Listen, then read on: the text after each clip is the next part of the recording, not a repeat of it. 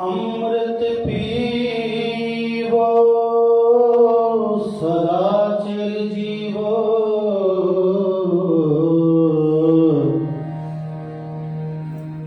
ਹਰਿ ਸਿਮਰਤ ਅਨੰਦ ਅਨੰਤਾ। ਅੰਮ੍ਰਿਤ ਨਾਮ ਨਿਦਾਨ ਹੈ,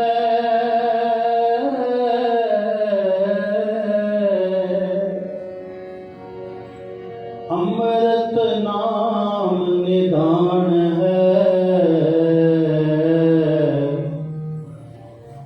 ਮਿਲ ਪੀਵੋ ਭਾਈ, ਆਵੋ ਸਿੱਖ ਸਤਿਗੁਰ ਕੇ ਪਿਆਰਿਓ, ਗਾਵੋ ਸੱਚੀ ਬਾਣੀ, ਬਾਣੀ ਤਾਂ ਗਾਓ ਗੁਰੂ ਕੇਰੀ। ਬਾਣੀਆਂ ਸਿਰ ਬਾਣੀ, ਜਿਨ ਕਾ ਨਦਰ ਕਰਮ ਹੋਵੇ, ਹਿਰਦੇ ਤਿਨਾ ਸਮਾਣੀ। ਪੀਵੋ ਅੰਮ੍ਰਿਤ ਸਦਾ ਰਹੋ ਹਰ ਰੰਗ,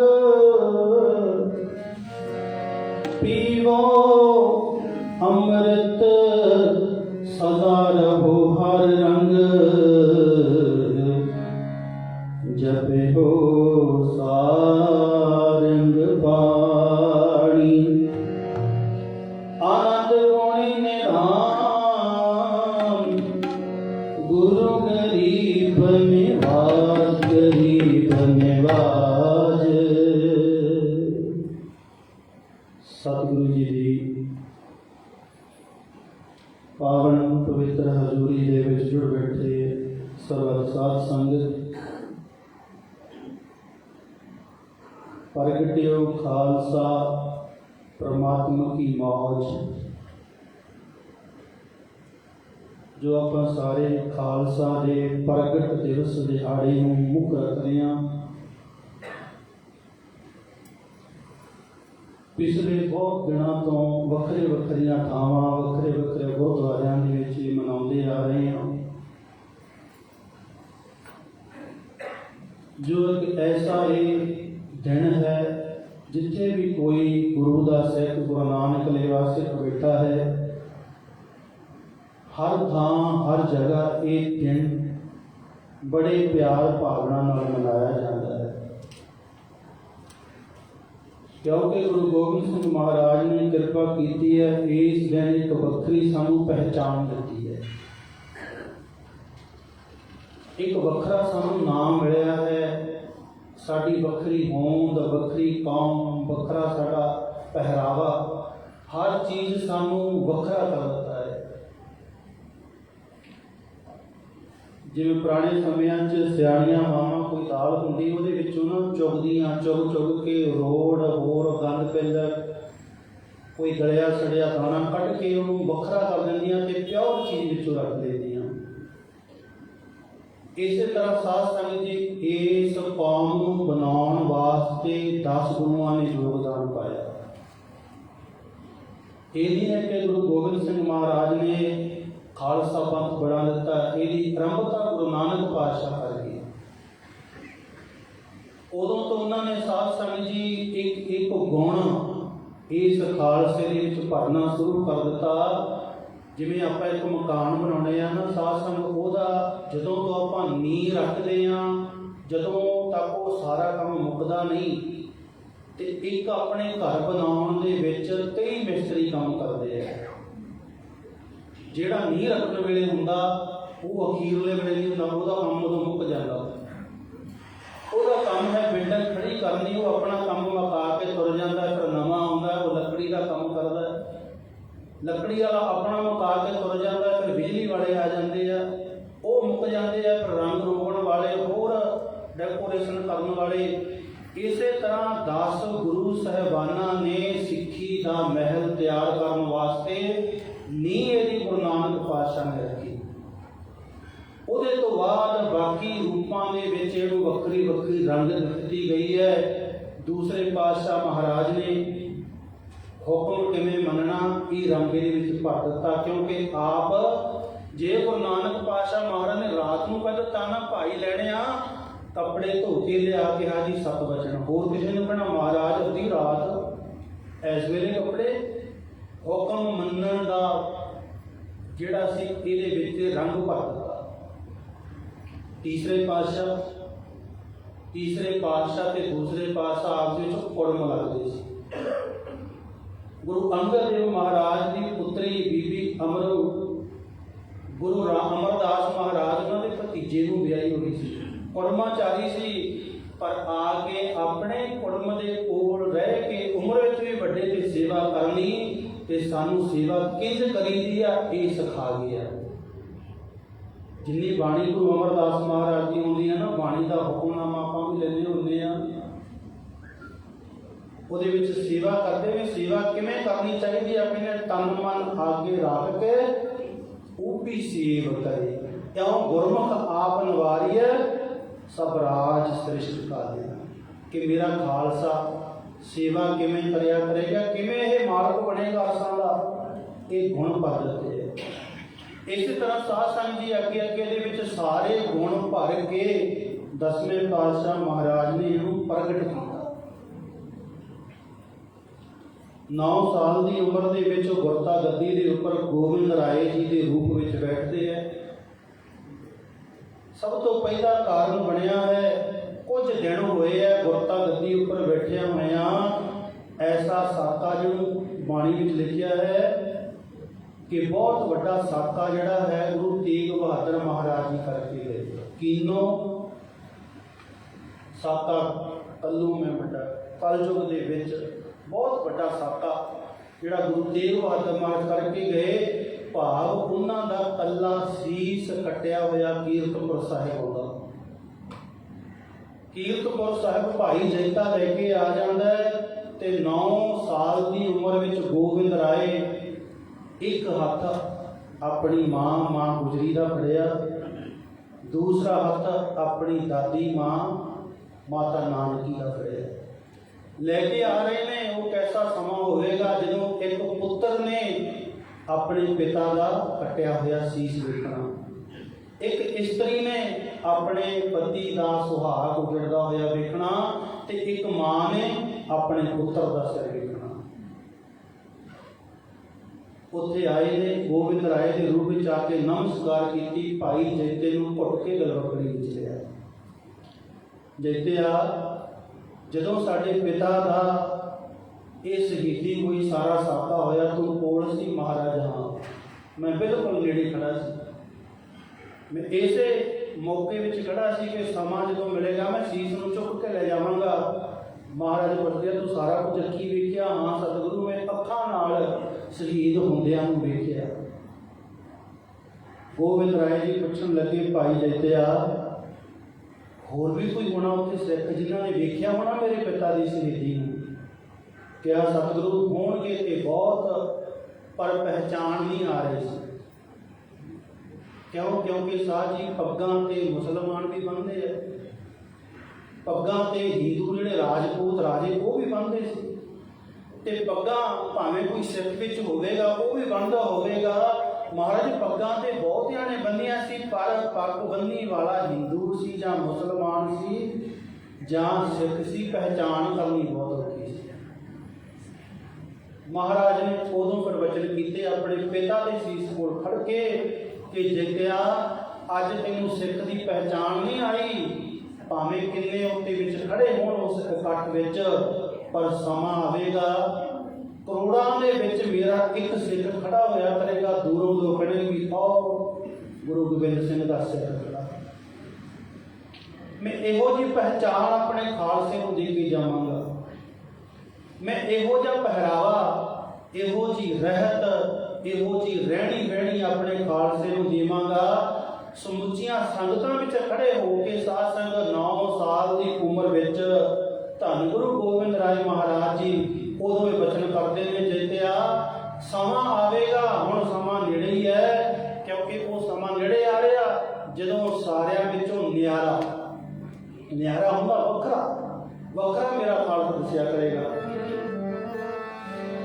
ਉਹ ਜਿਹੜਾ ਲੱਖਾਂ ਵਿੱਚੋਂ ਦਿਸੂਗਾ ਨਿਆਰਾ, ਐਸਾ ਮੈਂ ਸਜਾਊਂ ਖਾਲਸਾ, ਜਿਹੜਾ ਲੱਖਾਂ ਵਿੱਚੋਂ ਦਿਸੂਗਾ ਨਿਆਰਾ, ਐਸਾ ਮੈਂ ਸਜਾਊਂ ਖਾਲਸਾ, ਜਿਹੜਾ ਲੱਖਾਂ ਵਿੱਚੋਂ ਦਿਸੂਗਾ ਨਿਆਰਾ, ਐਸਾ ਮੈਂ ਸਜਾਊਂ ਖਾਲਸਾ, ਜਿਹੜਾ ਲੱਖਾਂ ਵਿੱਚੋਂ ਦਿਸੂਗਾ ਨਿਆਰਾ, ਐਸਾ ਮੈਂ ਸਜਾਊਂ ਖਾਲਸਾ, ਜਿਹੜਾ ਲੱਖਾਂ ਵਿੱਚੋਂ ਦਿਸੂਗਾ ਨਿਆਰਾ, ਐਸਾ ਮੈਂ ਸਜਾਊਂ ਖਾਲਸਾ, ਜਿਹੜਾ ਲੱਖਾਂ ਵਿੱਚੋਂ ਦਿਸੂਗਾ ਨਿਆਰਾ, ਐਸਾ ਮੈਂ ਸਜਾਊਂ ਖਾਲਸਾ, ਜਿਹੜਾ ਲੱਖਾਂ ਵਿੱਚੋਂ ਦਿਸੂਗਾ ਨਿਆਰਾ, ਐਸਾ ਮੈਂ ਸਜਾਊਂ ਖਾਲਸਾ, ਜਿਹੜਾ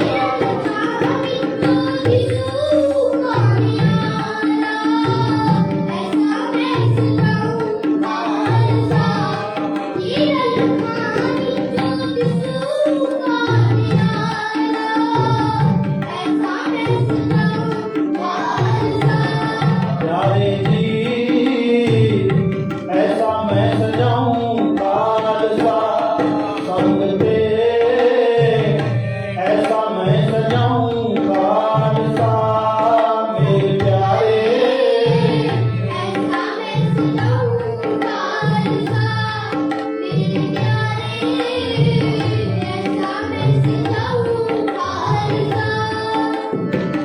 ਐਸਾ ਮੈਂ ਸਜਾਊਂ ਖਾਲਸਾ, ਐਸਾ ਮੈਂ ਸਜਾਊਂ ਖਾਲਸਾ,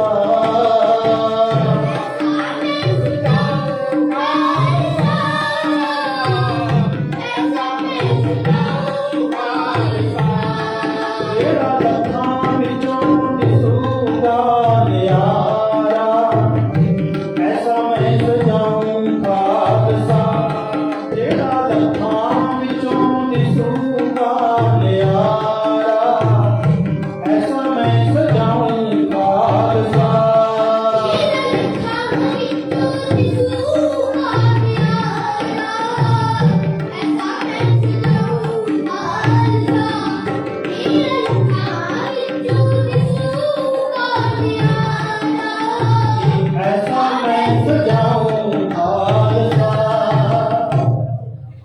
9 ਸਾਲ ਦੀ ਆਰਜ਼ੂ ਵਿੱਚ ਗੋਬਿੰਦ ਰਾਏ ਦੇ ਰੂਪ ਵਿੱਚ ਇਹ ਬਚਨ ਸੰਗਤਾਂ ਦੇ ਵਿੱਚ ਸਤਿਗੁਰੂ ਨੇ ਕਰ ਦਿੱਤੇ ਕਿ ਮੈਂ ਇਹੋ ਜਿਹੀ ਪਹਿਚਾਣ ਆਪਣੇ ਖਾਲਸੇ ਦੀ ਬਣਾ ਕੇ ਜਾਵਾਂਗਾ, ਹਜ਼ਾਰਾਂ ਲੱਖਾਂ ਵਿੱਚ ਇੱਕ ਵੀ ਖੜਾ ਹੋਵੇਗਾ ਤੇ ਗੁਰੂ ਪਹਿਚਾਣ ਹੋਵੇਗੀ ਕਿ ਗੁਰੂ ਗੋਬਿੰਦ ਸਿੰਘ ਮਹਾਰਾਜ ਦਾ ਸਿਰ ਖੜਾ। ਸਮਾਂ ਬੀਤਦਾ ਗਿਆ, ਔਰੰਗਜ਼ੇਬ ਦਾ ਰਾਜ, ਬੜੇ ਤਰ੍ਹਾਂ ਦੀਆਂ ਪਾਬੰਦੀਆਂ ਲੱਗੀਆਂ ਹੋਈਆਂ ਨੇ ਕਿ ਕੋਈ ਘੋੜੇ ਦੀ ਸਵਾਰੀ ਨਹੀਂ ਕਰ ਸਕਦਾ, ਕੋਈ ਕਲਗੀ ਨਹੀਂ ਲਾ ਸਕਦਾ, ਕੋਈ ਨਗਾਰਾ ਨਹੀਂ ਰੱਖ ਸਕਦਾ, ਕੋਈ ਸ਼ਿਕਾਰ ਨਹੀਂ ਖੇਡ ਸਕਦਾ। ਬਹੁਤ ਪਾਬੰਦੀਆਂ ਲੱਗੀਆਂ ਹੋਈਆਂ ਨੇ, ਪਰ ਸਾਧ ਸੰਗਤ ਜੀ ਗੁਰੂ ਗੋਬਿੰਦ ਰਾਏ ਮਹਾਰਾਜ ਨੇ ਉਹ ਸਾਰੇ ਕੰਮ ਕਰਨੇ ਸ਼ੁਰੂ ਕਰ ਦਿੱਤੇ। ਕਲਗੀ ਵੀ ਲਾਈ, ਘੋੜੇ ਵੀ ਬਹੁਤ ਵਧੀਆ ਜਿਹਨੂੰ ਕਹਿੰਦੇ ਆ ਅਰਬੀ ਘੋੜੇ ਉਸ ਟਾਈਮ ਦੇ ਰੱਖੇ ਹੋਏ ਨੇ, ਔਰ ਬਾਜ ਰੱਖਿਆ ਹੋਇਆ ਹੈ। ਸ਼ਿਕਾਰ ਵੀ ਖੇਡਦੇ ਨੇ। ਸ਼ਿਕਾਰ ਖੇਡਣ ਦਾ ਕਾਰਨ ਕੀ ਸੀ? ਮਹਾਰਾਜ ਆਪਣੇ ਸਿੰਘਾਂ ਦੇ ਹੌਸਲਿਆਂ ਨੂੰ ਵਧਾਉਣ ਵਾਸਤੇ ਲੈ ਕੇ ਜਾਂਦੇ। ਜਿਹੜੇ ਬੰਦੇ ਨੇ ਕਦੇ ਕੁੱਤੇ ਦੇ ਸਾਹ ਨੂੰ ਛੋਟੀ ਨਾ ਮਾਰੀ ਹੋਵੇ, ਇਹੋ ਜਿਹੇ ਮੁਗਲਾਂ ਦਾ ਮੁਕਾਬਲਾ ਕਿੱਥੋਂ ਕਰੇਗਾ? ਉਹਨਾਂ ਦੇ ਦਿਲ ਕੈੜੇ ਕਰਨ ਵਾਸਤੇ ਇਹੋ ਜਿਹੇ ਜਾਨਵਰਾਂ ਨਾਲ ਵੀ ਮਹਾਰਾਜ ਮੇਲ ਕਰਵਾਉਂਦੇ। ਕਈ ਵਾਰੀ ਬੜੇ ਇਤਿਹਾਸ ਵਿੱਚ ਜ਼ਿਕਰ ਹੁੰਦੇ ਹੈਗੇ ਸ਼ੇਰਾਂ ਦੇ ਸ਼ਿਕਾਰ, ਹੋਰ ਬੜੇ ਬੜੇ ਜਿਹੜੇ ਮਾਰ ਕਰਨ ਵਾਲੇ ਜਾਨਵਰ, ਉਹਨਾਂ ਦਾ ਵੀ ਮੁਕਾਬਲਾ ਕਰਵਾਉਂਦੇ।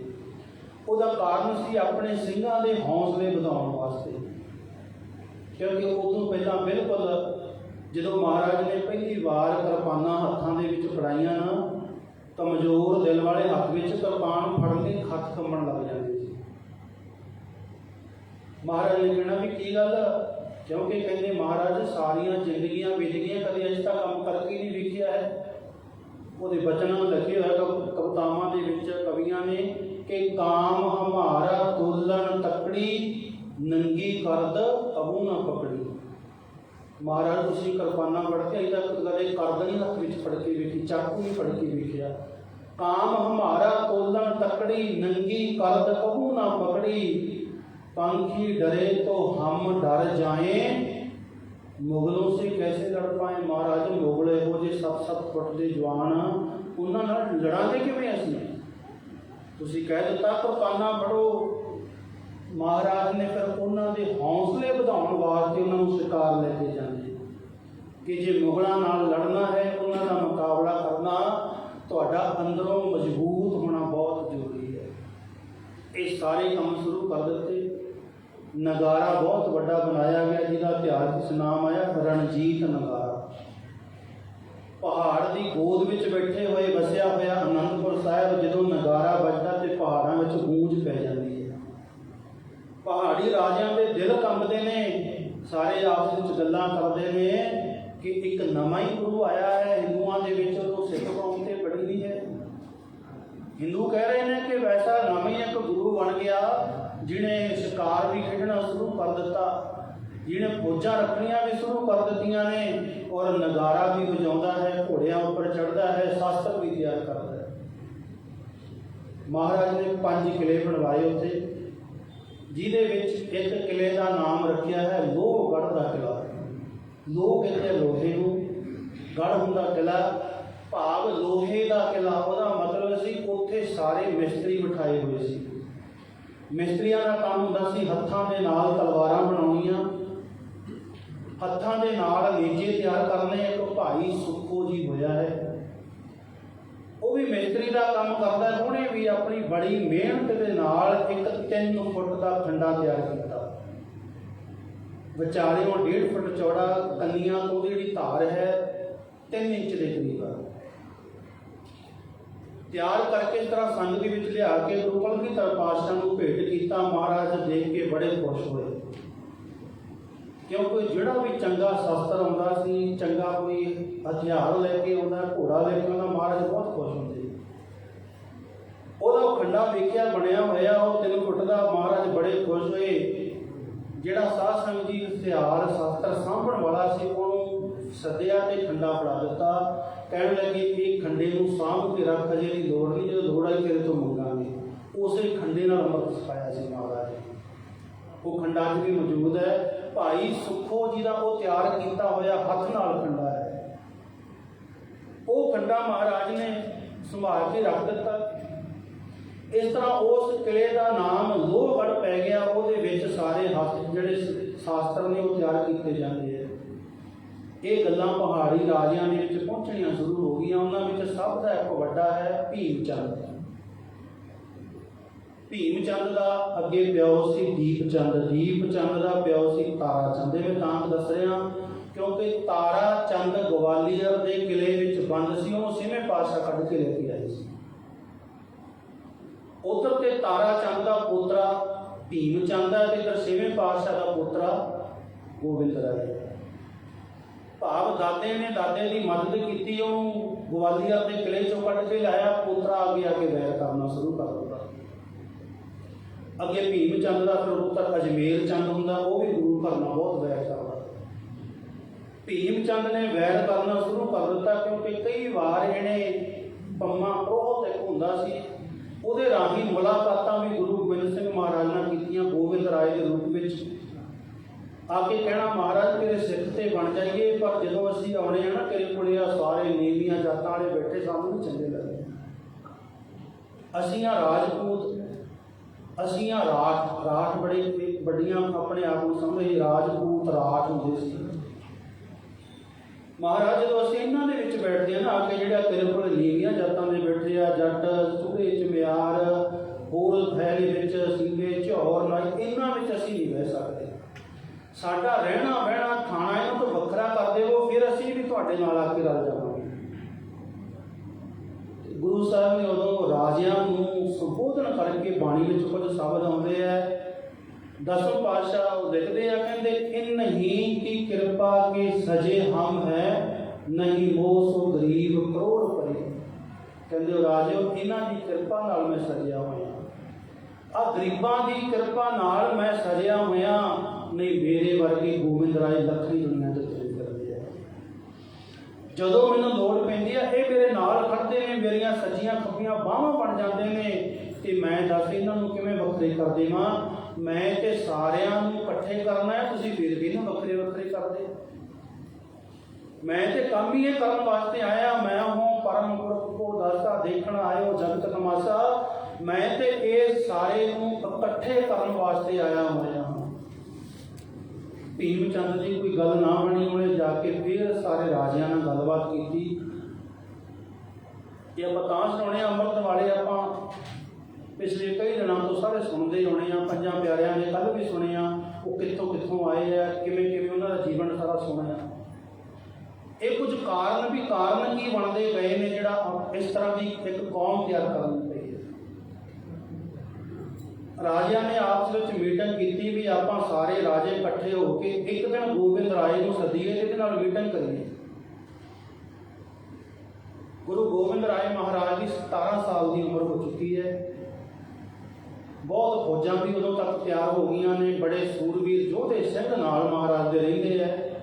प्रसादी हाथी जिन्होंने इतिहास में लिखा महाराज नूं चौथ करता होंदा, महाराज नूं सुंड विच पानी भर के पैर धोंदा, रुमाल दे नाल साफ करदा है।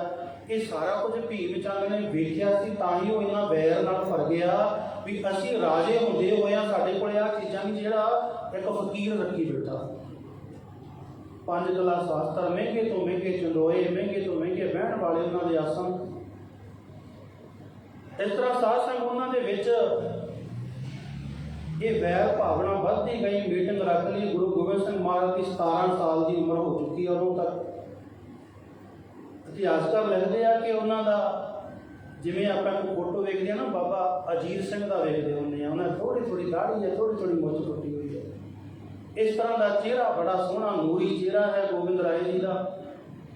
सुनेहा भेज दिता, समा रखा गया ग्वालियर दे विच। ग्वालियर की साध संगत रवाल साहब, बहुत लोग मणीकरण गए होंगे। मणीकरण जांदियां रस्ते में आउंदा सकेत मंडी, सकेत मंडी तो एक मणीकरण नूं रस्ता चला जाता और एक जाता रवाल साहब। रवाल साहब के विच गुरु नानक पातशाह महाराज भी गए आ, और जिहड़े जिन्हों का धर्म है महात्मा बुद्ध का, इन्हों का भी सब तो बड़ा जोड़ा ललाई लामा वो भी उत्थे रहिंदा। मेन अड्डा इन्हों का उत्थे रवालसर दे विच है। वो जगह के उपर मीटिंग रखी गई, सारे राजे भी इकट्ठे हो गए। गुरु साहब ने सुनेहा भेज दिता भी उत्थे आके राजियां नाल मीटिंग करो। हुण साध संगत कुछ राजे ते महाराज को मिल चुके सन पहला, जिन्होंने वेख्या सी भी उहदी की जी उम्र के किस तरह के चेहरा उन्होंने का। कुछ राजे ने विच वड्डियां उम्रां ने, क्योंकि राजे जिहड़े ने सारे 30 साल तो उपर की उम्र के है।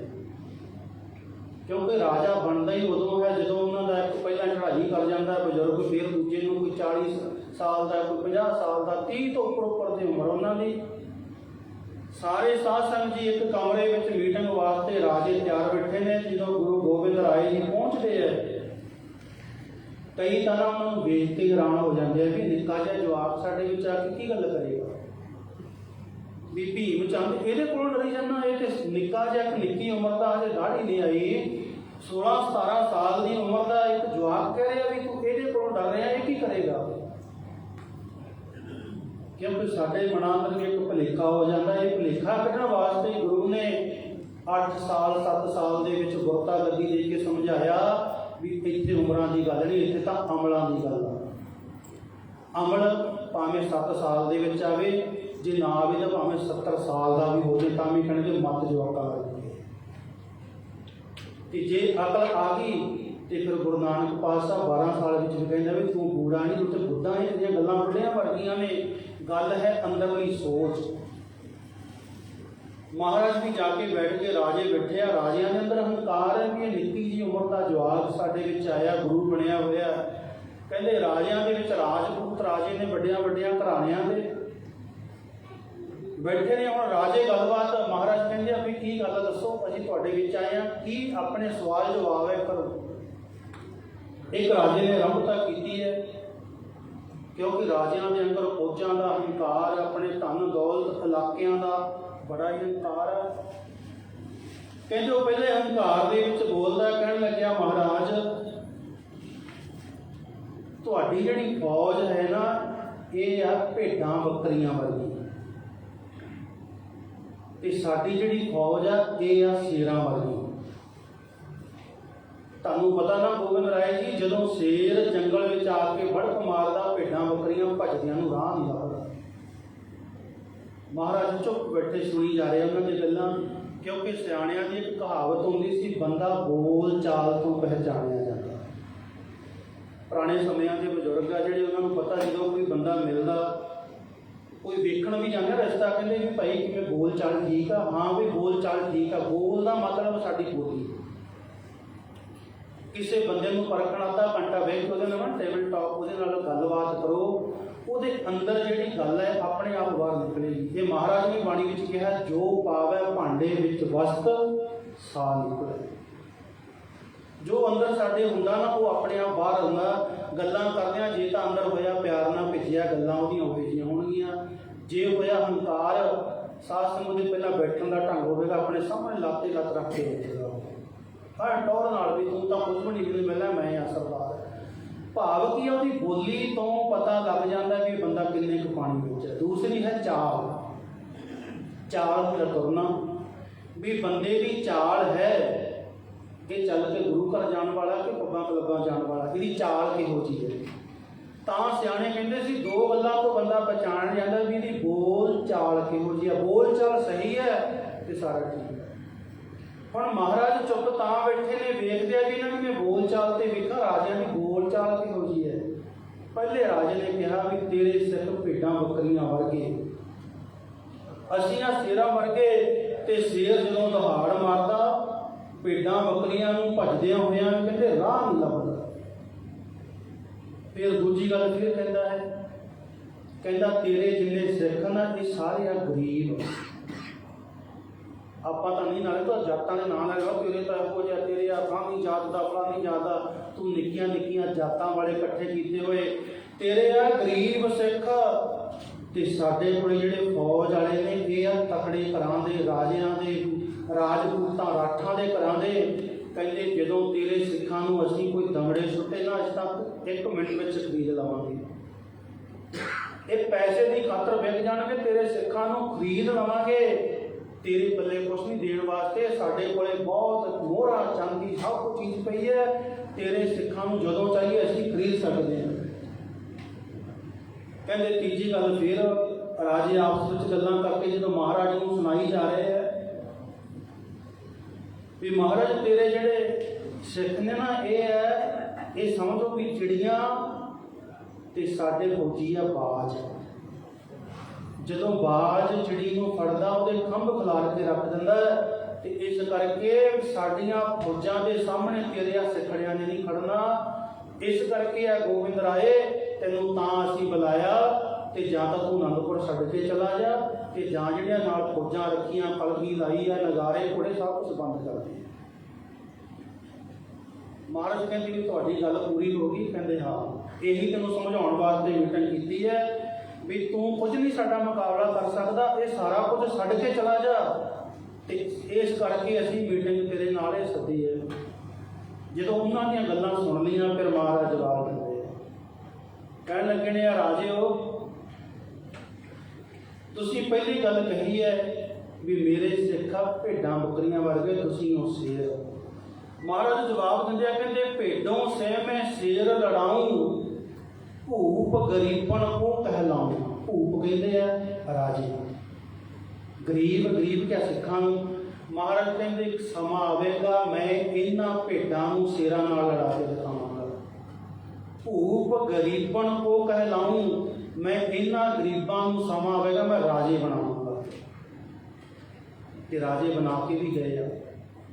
1708 ਦੇ ਵਿੱਚ ਗੁਰੂ ਗੋਬਿੰਦ ਸਿੰਘ ਮਹਾਰਾਜ ਆਪਣਾ ਸਰੀਰ ਛੱਡ ਜਾਂਦੇ ਆ ਤੇ ਬਾਬਾ ਬੰਦਾ ਸਿੰਘ ਬਹਾਦਰ ਨੂੰ ਭੇਜਦੇ ਆ। ਬਾਬਾ ਬੰਦਾ ਸਿੰਘ ਬਹਾਦਰ ਰਾਜਾ ਬਣਦਾ।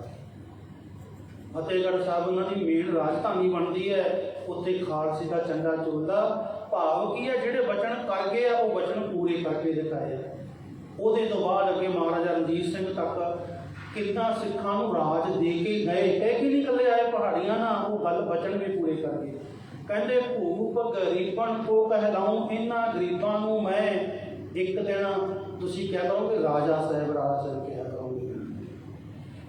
ਅੱਗੇ ਕਹਿੰਦੇ ਹੈਗੇ ਤੁਸੀਂ ਕਿਹਾ ਸੀਗਾ ਵੀ ਅਸੀਂ ਰਾਠ ਉੱਚੀਆਂ ਜਾਤੀਆਂ ਨੇ, ਇਹ ਨੇ ਨੀਵੀਆਂ ਜਾਤਾਂ ਦੇ। ਕਹਿੰਦੇ ਰਾਠੋਂ ਸੇ ਮੈਂ ਰੰਗ ਲੜਾਉਂਗਾ, ਕਹਿੰਦੇ ਮੈਂ ਤੁਹਾਡੇ ਰਾਠਾਂ ਨਾਲ ਆ ਗਰੀਬ ਇੱਕ ਦਿਨ ਮੈਂ ਲੜਾਵਾਂਗਾ, ਮੈਂ ਤੁਹਾਡੇ ਮੁਕਾਬਲਾ ਕਰਾਵਾਂਗਾ। ਚਿੜੀਆਂ ਸੇ ਮੈਂ ਬਾਜ ਕਢਾਊਂ, ਇਹ ਜਿਨ੍ਹਾਂ ਨੂੰ ਕਹਿੰਦੇ ਚਿੜੀਆਂ ਨੇ, ਇੱਕ ਜਿਹੜੇ ਚਿੜੀਆਂ ਇਹੋ ਜਿਹੀਆਂ ਤਾਕਤਵਰ ਹੋਣਗੀਆਂ ਤੁਹਾਡੇ ਬਾਜਾਂ ਦੇ ਖੰਭ ਖਿਲਾ ਦਿਆ ਕਰਨਗੀਆਂ। ਇਹ ਜਦੋਂ ਕਹਿੰਦੀਆਂ ਸਾਰੀਆਂ ਗੱਲਾਂ ਕਿ ਚਿੜੀਆਂ ਸੇ ਮੈਂ ਬਾਜ ਕਢਾਊਂ ਤਵੈ ਗੋਬਿੰਦ ਸਿੰਘ ਨਾਮ ਕਹਾਊਂ, ਮੈਂ ਨਾਮ ਤਾਂ ਗੋਬਿੰਦ ਸਿੰਘ ਕਹਾਊਂਗਾ, ਇਹ ਸਾਰੀਆਂ ਗੱਲਾਂ ਮੈਂ ਪੂਰੀਆਂ ਕਰਕੇ ਜਾਵਾਂਗਾ। ਫਿਰ ਅੱਗੇ ਜਵਾਬ ਦਿੰਦੇ ਆ, ਕਹਿੰਦੇ ਇਨ ਹੀ ਤੇ ਪੰਡਤ ਉਪਜਾਊਂ, ਕਥਾ ਕਰਨ ਕੀ ਰੀਤ ਚਲਾਊਂ। ਗੁਰੂ ਅਰਜਨ ਦੇਵ ਮਹਾਰਾਜ ਤੱਕ ਆਪਾਂ ਇਤਿਹਾਸ ਪੜ੍ਹਿਆ ਕਿ ਸਿੱਖ ਕੀਰਤਨ ਨਹੀਂ ਸੀ ਕਰਦੇ, ਕੀਰਤਨ ਕਰਦੇ ਹੁੰਦੇ ਸੀ ਜਿਹਨੂੰ ਕਹਿੰਦੇ ਆ ਮਰਦਾਨੇ ਕੇ ਮਰਾਸੀ ਲੋਕ, ਮਰਦਾਨੇ ਦੀ ਕੁਲ ਦੇ ਵਿੱਚ। ਸਮਾਂ ਇਹੋ ਜਿਹਾ ਕਰਵਟ ਖਾਧੀ ਤੇ ਸੱਤਾ ਬਲਵੰਡਾ ਦੋ ਰਾਗੀ ਸੀ ਦਰਬਾਰ ਸਾਹਿਬ ਦੇ ਵਿੱਚ। ਉਹਨਾਂ ਦੇ ਮਨ ਵਿੱਚ ਹੰਕਾਰ ਹੋ ਗਿਆ ਵੀ ਅਸੀਂ ਰਾਗ ਪੜ੍ਹਦੇ ਹਾਂ, ਰਾਗੀ ਹਾਂ, ਤਾਂ ਹੀ ਸੰਗਤ ਇਕੱਠੀ ਹੁੰਦੀ ਹੈ, ਗੁਰੂ ਅਰਜਨ ਦੇਵ ਨੂੰ ਕੌਣ ਜਾਣਦਾ। ਮਹਾਰਾਜ ਨੂੰ ਇੱਕ ਦਿਨ ਕਹਿੰਦੇ ਮਹਾਰਾਜ ਸਾਡੀ ਕੁੜੀ ਦਾ ਵਿਆਹ ਆ ਰਿਹਾ, ਕਿਰਪਾ ਕਰੋ ਸਾਨੂੰ ਧਨ ਦੌਲਤ ਦੇਵੋ। ਮਹਾਰਾਜ ਕਹਿੰਦੇ ਜੋ ਮਰਜ਼ੀ ਲੈ ਲਓ, ਦੱਸੋ ਕੀ ਮਦਦ ਚਾਹੀਦੀ ਹੈ। ਕਹਿਣ ਲੱਗੇ ਬਈ ਸੰਗਤ ਬਹੁਤ ਆਉਂਦੀ, ਮਹਾਰਾਜ ਨੂੰ ਚੜਾਵਾ ਬੜਾ ਚੜ੍ਹਦਾ ਆ ਕੇ, ਲੋਕ ਪਦਾਰਥ ਤਰ੍ਹਾਂ ਤਰ੍ਹਾਂ ਦੇ ਲਿਆ ਕੇ। ਕਹਿੰਦੇ ਵੀ ਅੱਜ ਇੱਕ ਦਿਨ ਦਾ ਚੜਾਵਾ ਸਾਡਾ ਸਾਰਾ ਸਾਡਾ। ਮਹਾਰਾਜ ਕਹਿੰਦੇ ਠੀਕ ਆ। ਉਹ ਦਿਨ ਮਿਥਿਆ ਗਿਆ ਵੀ ਇਸ ਦਿਨ ਦਾ ਚੜਾਵਾ ਸੱਤੇ ਬਲਵੰਡੇ ਦੇ ਮੰਗ ਲਿਆ। ਸਾਧ ਸੰਗਤ ਕੁਦਰਤ ਦੀ ਐਸੀ ਖੇਡ ਵਰਤੀ, ਉਹ ਦਿਨ ਸੰਗਤ ਦੀ ਬਹੁਤ ਘੱਟ ਹੈ। ਫਿਰ ਔਖੇ ਹੋ ਗਏ, ਕਹਿਣ ਲੱਗੇ ਮਹਾਰਾਜ ਤੂੰ ਜਾਣ ਕੇ ਸੰਗਤਾਂ ਨੂੰ ਰੋਕਿਆ ਵੀ ਅੱਜ ਨਾ ਆਇਓ।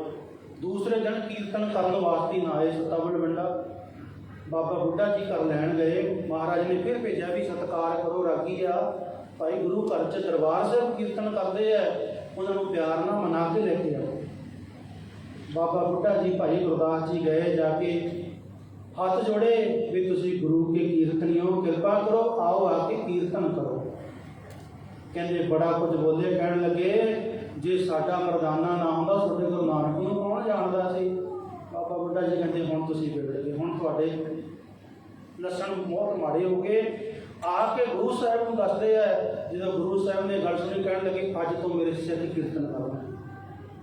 ਫਿਰ ਉਹ ਇਤਿਹਾਸ ਵੱਖਰਾ ਹੈ। ਸੱਤੇ ਬਲਵੰਡੇ ਨੇ ਆ ਕੇ ਉਸਤਤ ਕੀਤੀ ਹੈ, ਉਹਨਾਂ ਦਾ ਇੱਕ ਸਿੱਖ ਨੇ ਉਹਨਾਂ ਨੂੰ ਬਖਸ਼ਾਇਆ। ਭਾਵ ਕੀ ਸੀ ਕਿ ਉਦੋਂ ਤੋਂ ਸਿੱਖਾਂ ਨੂੰ ਕੀਰਤਨ ਕਰਨਾ ਆਰੰਭ ਗੁਰੂ ਅਰਜਨ ਦੇਵ ਨੇ ਕਰਵਾਇਆ। ਹੁਣ ਇੱਥੇ ਮਹਾਰਾਜ ਕਥਾ ਦੀ ਗੱਲ ਕਰਦੇ ਆ ਕਿ ਇਨ ਹੀ ਤੇ ਪੰਡਤ ਉਪਜਾਊ। ਪੰਡਤ ਹੁੰਦਾ ਗਿਆਨਵਾਨ, ਕਥਾ ਕਰਨ ਵਾਲਾ ਗਿਆਨੀ, ਉਹਨੂੰ ਪੰਡਤ ਕਹਿੰਦੇ ਆ। ਮਹਾਰਾਜ ਕਹਿੰਦੇ ਜਿਨ੍ਹਾਂ ਨੂੰ ਕਹਿੰਦੇ ਨਾ ਗਰੀਬ ਆ, ਇਹਨਾਂ ਨੂੰ ਕਦੇ ਮੱਥਾ ਟੇਕਣ ਵਾਸਤੇ ਤੁਸੀਂ ਗੁਰਦੁਆਰੇ ਵਿੱਚ ਨਹੀਂ ਵੜਨ ਦਿੱਤਾ। ਇੱਕ ਦਿਨ ਸਮਾਂ ਆਵੇਗਾ ਤੁਸੀਂ ਬੈਠਿਆ ਕਰੋਗੇ ਇਸ ਸਟੇਜ ਦੇ ਵਿੱਚ, ਤੁਹਾਨੂੰ ਕਥਾ ਸੁਣਾਇਆ ਕਰਾਂਗੇ। ਇਹ ਸਿੱਖਾਂ ਨੂੰ ਮੈਂ ਇੱਥੋਂ ਤੱਕ ਪਹੁੰਚਾਵਾਂਗਾ, ਇਹਨਾਂ ਨੂੰ ਮੈਂ ਕਥਾ ਕਰਨ ਕੀ ਰੀਤ ਚਲਾਊਂ, ਮੈਂ ਇਹੋ ਜਿਹੀ ਰੀਤ ਚਲਾ ਕੇ ਜਾਵਾਂਗਾ, ਇਹ ਮੇਰੇ ਸਿੱਖ ਕਥਾ ਵਾਚਕ ਹੋਇਆ ਕਰਨਗੇ। ਉਹ ਬਚਨ ਮਹਾਰਾਜ ਕਰ ਵੀ ਗਏ ਆ। ਫਿਰ ਕਹਿੰਦੇ ਇਸ ਤਰ੍ਹਾਂ ਕਰਦੇ ਕਰਦੇ ਇਨ ਹੀ ਤੇ ਰਾਜੇ ਉਪਜਾਊਂ, ਰਾਜ ਕਰਨ ਕੀ ਰੀਤ ਚਲਾਊਂ। ਉਦੋਂ ਤੱਕ ਕਿਸੇ ਵੀ ਸਿੱਖ ਨੂੰ ਰਾਜ ਨਹੀਂ ਸੀ ਮਿਲਿਆ। ਨੀਵੀਆਂ ਜਾਤਾਂ ਨੂੰ ਨੀਵੇਂ ਕੰਮ ਜਿਹੜੇ ਆ ਲੋਕਾਂ ਦੇ ਘਰਾਂ ਸਫਾਈ ਕਰਨੀ, ਪਰ ਮਹਾਰਾਜ ਕਹਿੰਦੇ ਹੁਣ ਮੈਂ ਇਹਨਾਂ ਨੂੰ ਰਾਜੇ ਬਣਾ ਕੇ ਜਾਵਾਂਗਾ। ਔਰ ਸਾਧ ਸੰਗਤ ਗੁਰੂ ਕਲਗੀਧਰ ਪਾਤਸ਼ਾਹ ਰਾਜੇ ਬਣਾਏ ਵੀ ਹੈ। ਸਭ ਤੋਂ ਪਹਿਲਾ ਰਾਜਾ ਤੇ ਬਾਬਾ ਬੰਦਾ ਸਿੰਘ ਬਹਾਦਰ ਨੂੰ ਬਣਾ ਕੇ ਗਏ ਆ, ਜਿਹਨੇ ਸਿੱਕਾ ਚਲਾਇਆ। ਜਿਵੇਂ ਅੱਜ ਗੌਰਮੈਂਟ ਦਾ ਆਪਣੇ ਨਾਂ ਤੇ ਸਿੱਕਾ ਚੱਲਦਾ ਨਾ, ਰੁਪਈਆ ਆਪਦੇ ਨਾਂ ਤੇ, ਉਸ ਟਾਈਮ ਬਾਬਾ ਬੰਦਾ ਸਿੰਘ ਬਹਾਦਰ ਪਹਿਲਾ ਐਸਾ ਇੱਕ ਰਾਜਾ, ਇੱਕ ਸਿੱਖ ਹੋਇਆ ਜਿਹਨੇ ਸਰਹੰਦ ਤੋਂ ਗੁਰੂ ਨਾਨਕ ਪਾਤਸ਼ਾਹ ਦੀ ਫੋਟੋ ਲਾ ਕੇ ਤੇ ਗੁਰੂ ਗੋਬਿੰਦ ਸਿੰਘ ਦੇ ਨਾਂ ਤੇ ਸਿੱਕਾ ਜਾਰੀ ਕੀਤਾ ਸੀ।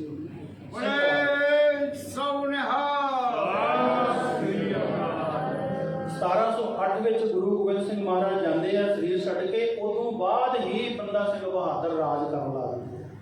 ਉਹਦੇ ਤੋਂ ਬਾਅਦ ਅੱਗੇ ਤੇ ਬੜੇ ਰਾਜੇ ਬਣੇ ਆ, ਮਹਾਰਾਜਾ ਰਣਜੀਤ ਸਿੰਘ ਉਹਨਾਂ ਨੇ ਰਾਜ ਕੀਤਾ ਹੈ। ਪਰ ਮਹਾਰਾਜ ਬਚਨ 17 ਸਾਲ ਦੀ ਉਮਰ 'ਚ ਕਰ ਰਹੇ ਜਿਹੜੇ ਆਪਾਂ ਕਰਦੇ ਹਾਂ ਰਾਜਿਆਂ ਨਾਲ, ਕਿ ਇਹਨਾਂ ਨੂੰ ਮੈਂ ਰਾਜੇ ਬਣਾ ਕੇ ਜਾਵਾਂਗਾ ਤੇ ਔਰ ਇਹਨਾਂ ਦੇ जिनकी कुल और जात माही सरदारी ना भई कदामी। महाराज कहते जिन्हां दी कुल विच जिन्हां दी जात विच कदे भी सरदारी नहीं आई, इन्हीं को सरदार बनाऊं तब गोबिंद सिंह नाम कहाऊं। महाराज कहते जिन्हां नूं कदे सरदारी मानण दा मौका ही नहीं मिलिया, तुसीं पैरां दीआं जुत्तियां बनाई रखिया। जिन्हां नूं कदे उच्चे उठण नहीं दित्ता, नीवें बनाई रखिया। ये गुरु घर में मत्था नहीं टेक सकते, एक चंगे वस्त्र नहीं पहन सकते। इतों तक उदों के हुक्म चलाए हुए सी, क्योंकि दो ही कौमां चल रही हैं ज़्यादातर हिंदू। कोई भी हिंदू दिन में अपना काम नहीं कर सकता। अज तक रिवाज चल रही है, इन्हों के ब्याह हमेशा रात में होंगे हैं। जिन्हें अपनी कुड़ी का आनंद कारज नहीं कर सकते, ये बंद किए हुए सानू मुगलों के। ये स्टील के पित्तल के भांडे उदों होंगे सी, पित्तल के भांडे में खाना नहीं खा सकते, ये मिट्टी दी प्रणालियां वरतते सी। पैरों में जुत्ती नहीं पा सकते, नंगे पैर चलना पैंदा सी, सिर ते पग नहीं सी बन सकते। ये सारियां पाबंदियां ते लगियां सी। ते महाराज कहंदे जिन्हां दी कदे कुल जात विच सरदारी मान के नहीं वेखी इन्हां ने, इन्हां नूं मैं सरदार बना के जावांगा, इन्हां नूं मैं सरदारियां दे के इन्ने उच्चे बना के जावांगा। समा इहो जावेगा तुसीं इन्हां दे पैरां 'च बैठोगे, ये सरदार बनाओगे। ये बचन जदों कलगीधर पातशाह महाराज उत्थे करदे है 17 साल की उम्र में, साध सिंह सारे राजे अपने अंदर ही कुड़ पड़ी रहते, पर किसी की बोलने की हिम्मत नहीं पई गवाने। रवाल सर की धरती पर महाराज जो बचन करके उन्होंने उठ के आ जाते हैं, तो उस तरह पर अपना कारज अगे होर आरंभ देंगे है, क्योंकि पता भी हम सारे पासे विरोध करने लगे है। और जिहड़े कारज वास्ते मैं संसार से आया वो अपना कारज पूरा करना है। इस तरह महाराज जो फिर आते हैं आनंदपुर साहिब की धरती से वापस आ जाते हैं रवाल सर तो आके फिर संगतां विच बैठते हैं, संगतां नूं दर्शन दार दिंदे हैं। दूर दूर तो संगतां दर्शन वास्ते आउंदियां ने, ते साध संग जी होर महाराज नूं चढ़दी कला विच हो गए, क्योंकि जिहड़े काम तो राजे रोकदे ने महाराज वो काम करते हैं जाके। इन्नियां सोहणियां सोहणियां पालकियां ते बैठते हैं, ते जदों कोई दर्शन करन वास्ते भी आउंदा है, ते साध संग राजे ते इकल्ले राजे ही ने, पर जो गुरु गोबिंद राय महाराज दर्शन करते हैं उदों राजे के भी दर्शन होंगे हैं, एक साधु के दर्शन भी होंगे हैं। एक फकीर भी उन्होंने दिसता है, एक संत भी दिसता है, तो एक सिपाही भी दिसता है।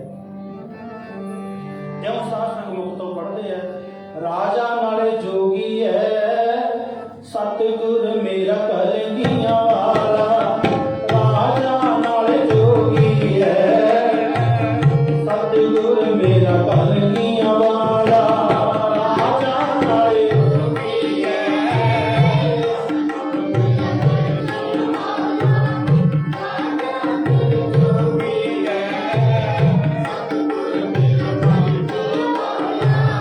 राजा नाले जोगी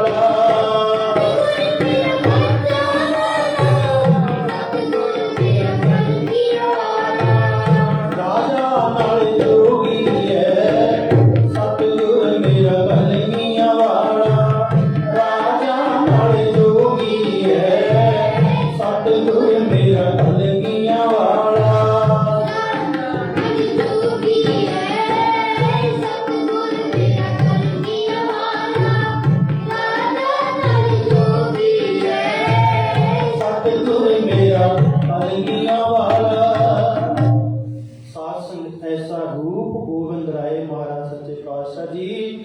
ਨਾਲੇ ਜਦੋਂ ਵੇਖਦੇ ਇੱਕ ਪਾਸੇ ਜੋਗੀ ਤੇ ਇੱਕ ਪਾਸੇ ਰਾਜੀ। ਜਦੋਂ ਸੰਗਤ ਵੀ ਬੈਠਦੇ ਆ ਸਿੰਘ ਸਾਧ ਸੰਗਤ ਜੀ, ਇੱਕ ਪਾਸੇ ਕਿਰਪਾਨਾਂ ਵਾਲੇ ਖੜ੍ਹਦੇ ਆ ਤੇ ਇੱਕ ਪਾਸੇ ਮਾਲਾ ਜਪਣ ਵਾਲੇ। ਜਦੋਂ ਦਰਸ਼ਨ ਕਰਦੇ ਆ ਸੰਗਤ, ਇੱਕ ਪਾਸੇ ਲੱਗਦਾ ਕੋਈ ਮਹਾਰਾਜਾ ਬੈਠਾ ਹੋਇਆ, ਜੋ ਦੂਸਰੇ ਵੱਲ ਮਾਲਾ ਫੇਰਦੇ ਵੇਖਦੇ ਆ, ਕਹਿੰਦੇ ਲੱਗਦਾ ਜਿਵੇਂ ਕੋਈ ਸਾਧੂ ਮਹਾਤਮਾ ਬੈਠਾ ਹੋਇਆ। ਐਸੇ ਦੋ ਰੂਪ ਮਹਾਰਾਜ ਦੇ। ਇਸ ਤਰ੍ਹਾਂ ਸਾਧ ਸੰਗਤ ਚੱਲਦੇ ਆ। ਸਮਾਂ ਜਿਹੜਾ 1699 ਦੀ ਜਿਹੜੀ ਵਿਸਾਖੀ ਆਪਾਂ ਮਨਾ ਰਹੇ ਹਾਂ, ਉਹ ਦਿਨ ਆ ਗਿਆ। ਉਹਦੇ ਤੋਂ ਪਹਿਲਾਂ ਮਹਾਰਾਜ ਨੇ ਦੂਰ ਦਰਿੰਡਿਆਂ ਤੱਕ ਸੁਨੇਹੇ ਭੇਜਣੇ ਸ਼ੁਰੂ ਕਰ ਦਿੱਤੇ। ਭਾਵੇਂ ਵਿਸਾਖੀ ਪਹਿਲਾਂ ਤੋਂ ਮਨਾਈ ਜਾ ਰਹੀ ਹੈ, ਤੀਸਰੇ ਪਾਤਸ਼ਾਹ ਮਹਾਰਾਜ ਨੇ ਗੋਂਦਵਾਲ ਸਾਹਿਬ ਦੀ ਧਰਤੀ 'ਤੇ ਆਰੰਭ ਕੀਤੀ ਸੀ।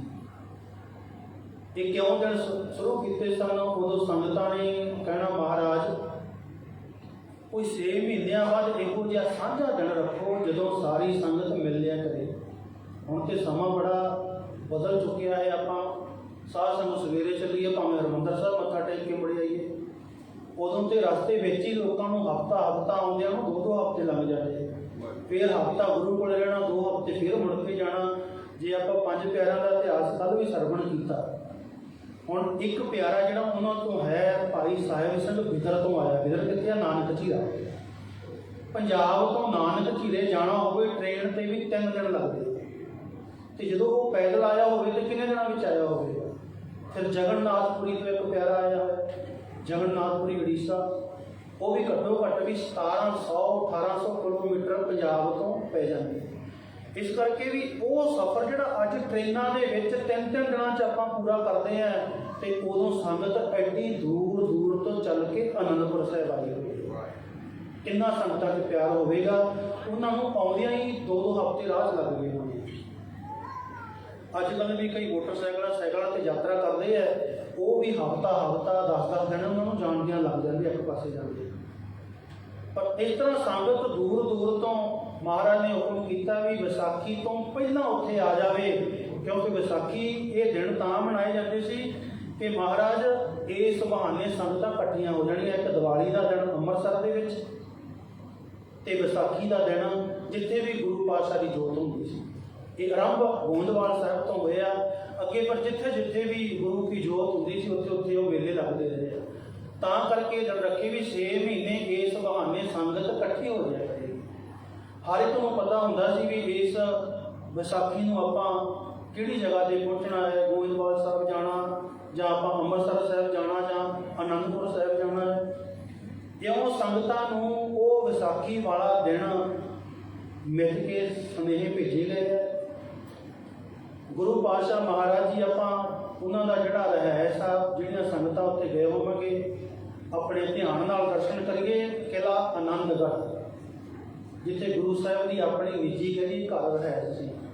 ਉੱਥੇ ਲੋਹਗੜ੍ਹ, ਫਤਿਹਗੜ੍ਹ, 5 ਕਿਲ੍ਹੇ ਹੋਰ ਵੀ ਬਣਾਏ ਹੋਏ ਆ ਅਨੰਦਪੁਰ ਦੇ ਆਲੇ ਦੁਆਲੇ, ਉਹ ਰੱਖਿਆ ਵਾਸਤੇ। ਪਰ ਜਿਹੜਾ ਉਹਨਾਂ ਦਾ ਆਪ ਦਾ ਘਰ ਹੈ, ਜਿੱਥੇ ਸਾਹਿਬਜ਼ਾਦੇ ਔਰ ਮਾਤਾਵਾਂ ਰਹਿੰਦੀਆਂ ਨੇ, ਉਹਦਾ ਨਾਮ ਹੈ ਆਨੰਦਗੜ੍ਹ। ਆਨੰਦਗੜ੍ਹ ਤੋਂ ਮਹਾਰਾਜ ਜੀ, ਜਿੱਥੇ ਹੁਣ ਆਪਣਾ ਤਖਤ ਬਣਿਆ ਜੇ, ਖੁੱਲ੍ਹਾ ਬਹੁਤ ਮੈਦਾਨ ਹੈ।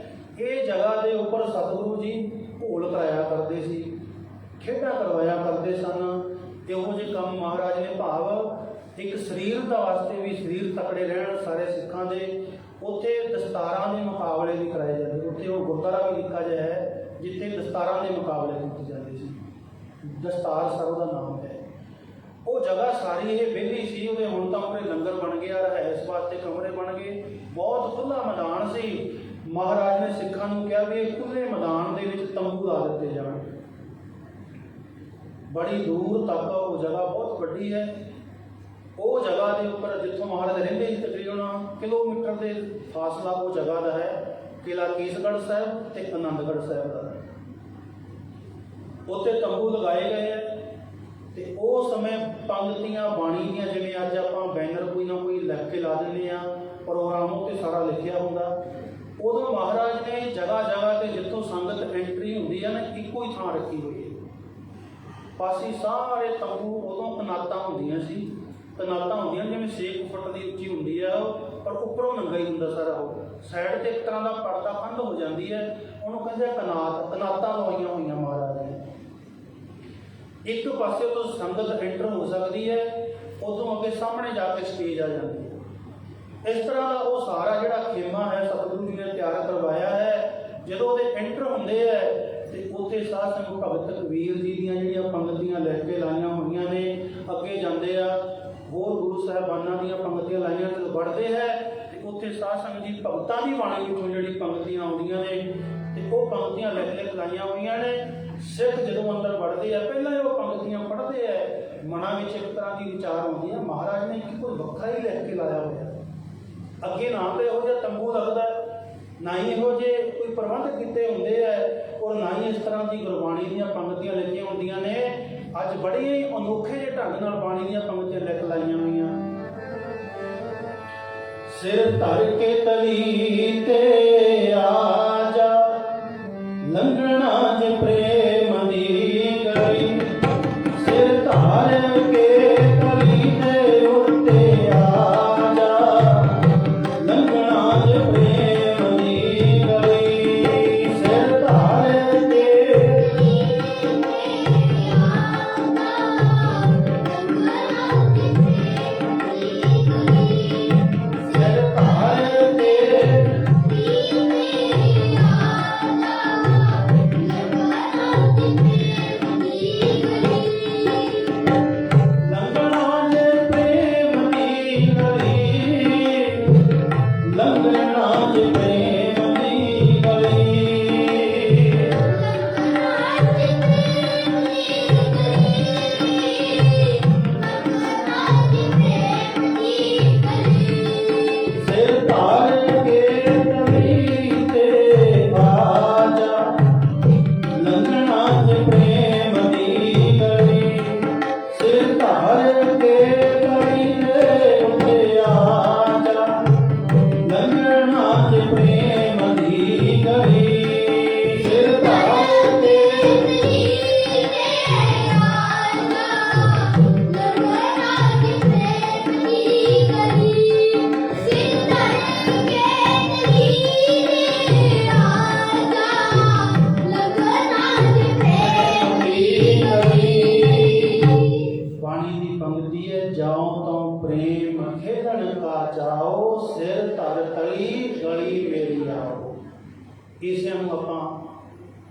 धारणा में पढ़ दिता है। गुरबाणी के अर्थी है सिखा जे प्रेम वाली गली विचों लंघना है तो अज अपना सिर तली के उत्ते रख के है। कदे लिखा होया कबीर मोहे मरने का चाओ है, मरो ता हर के द्वार,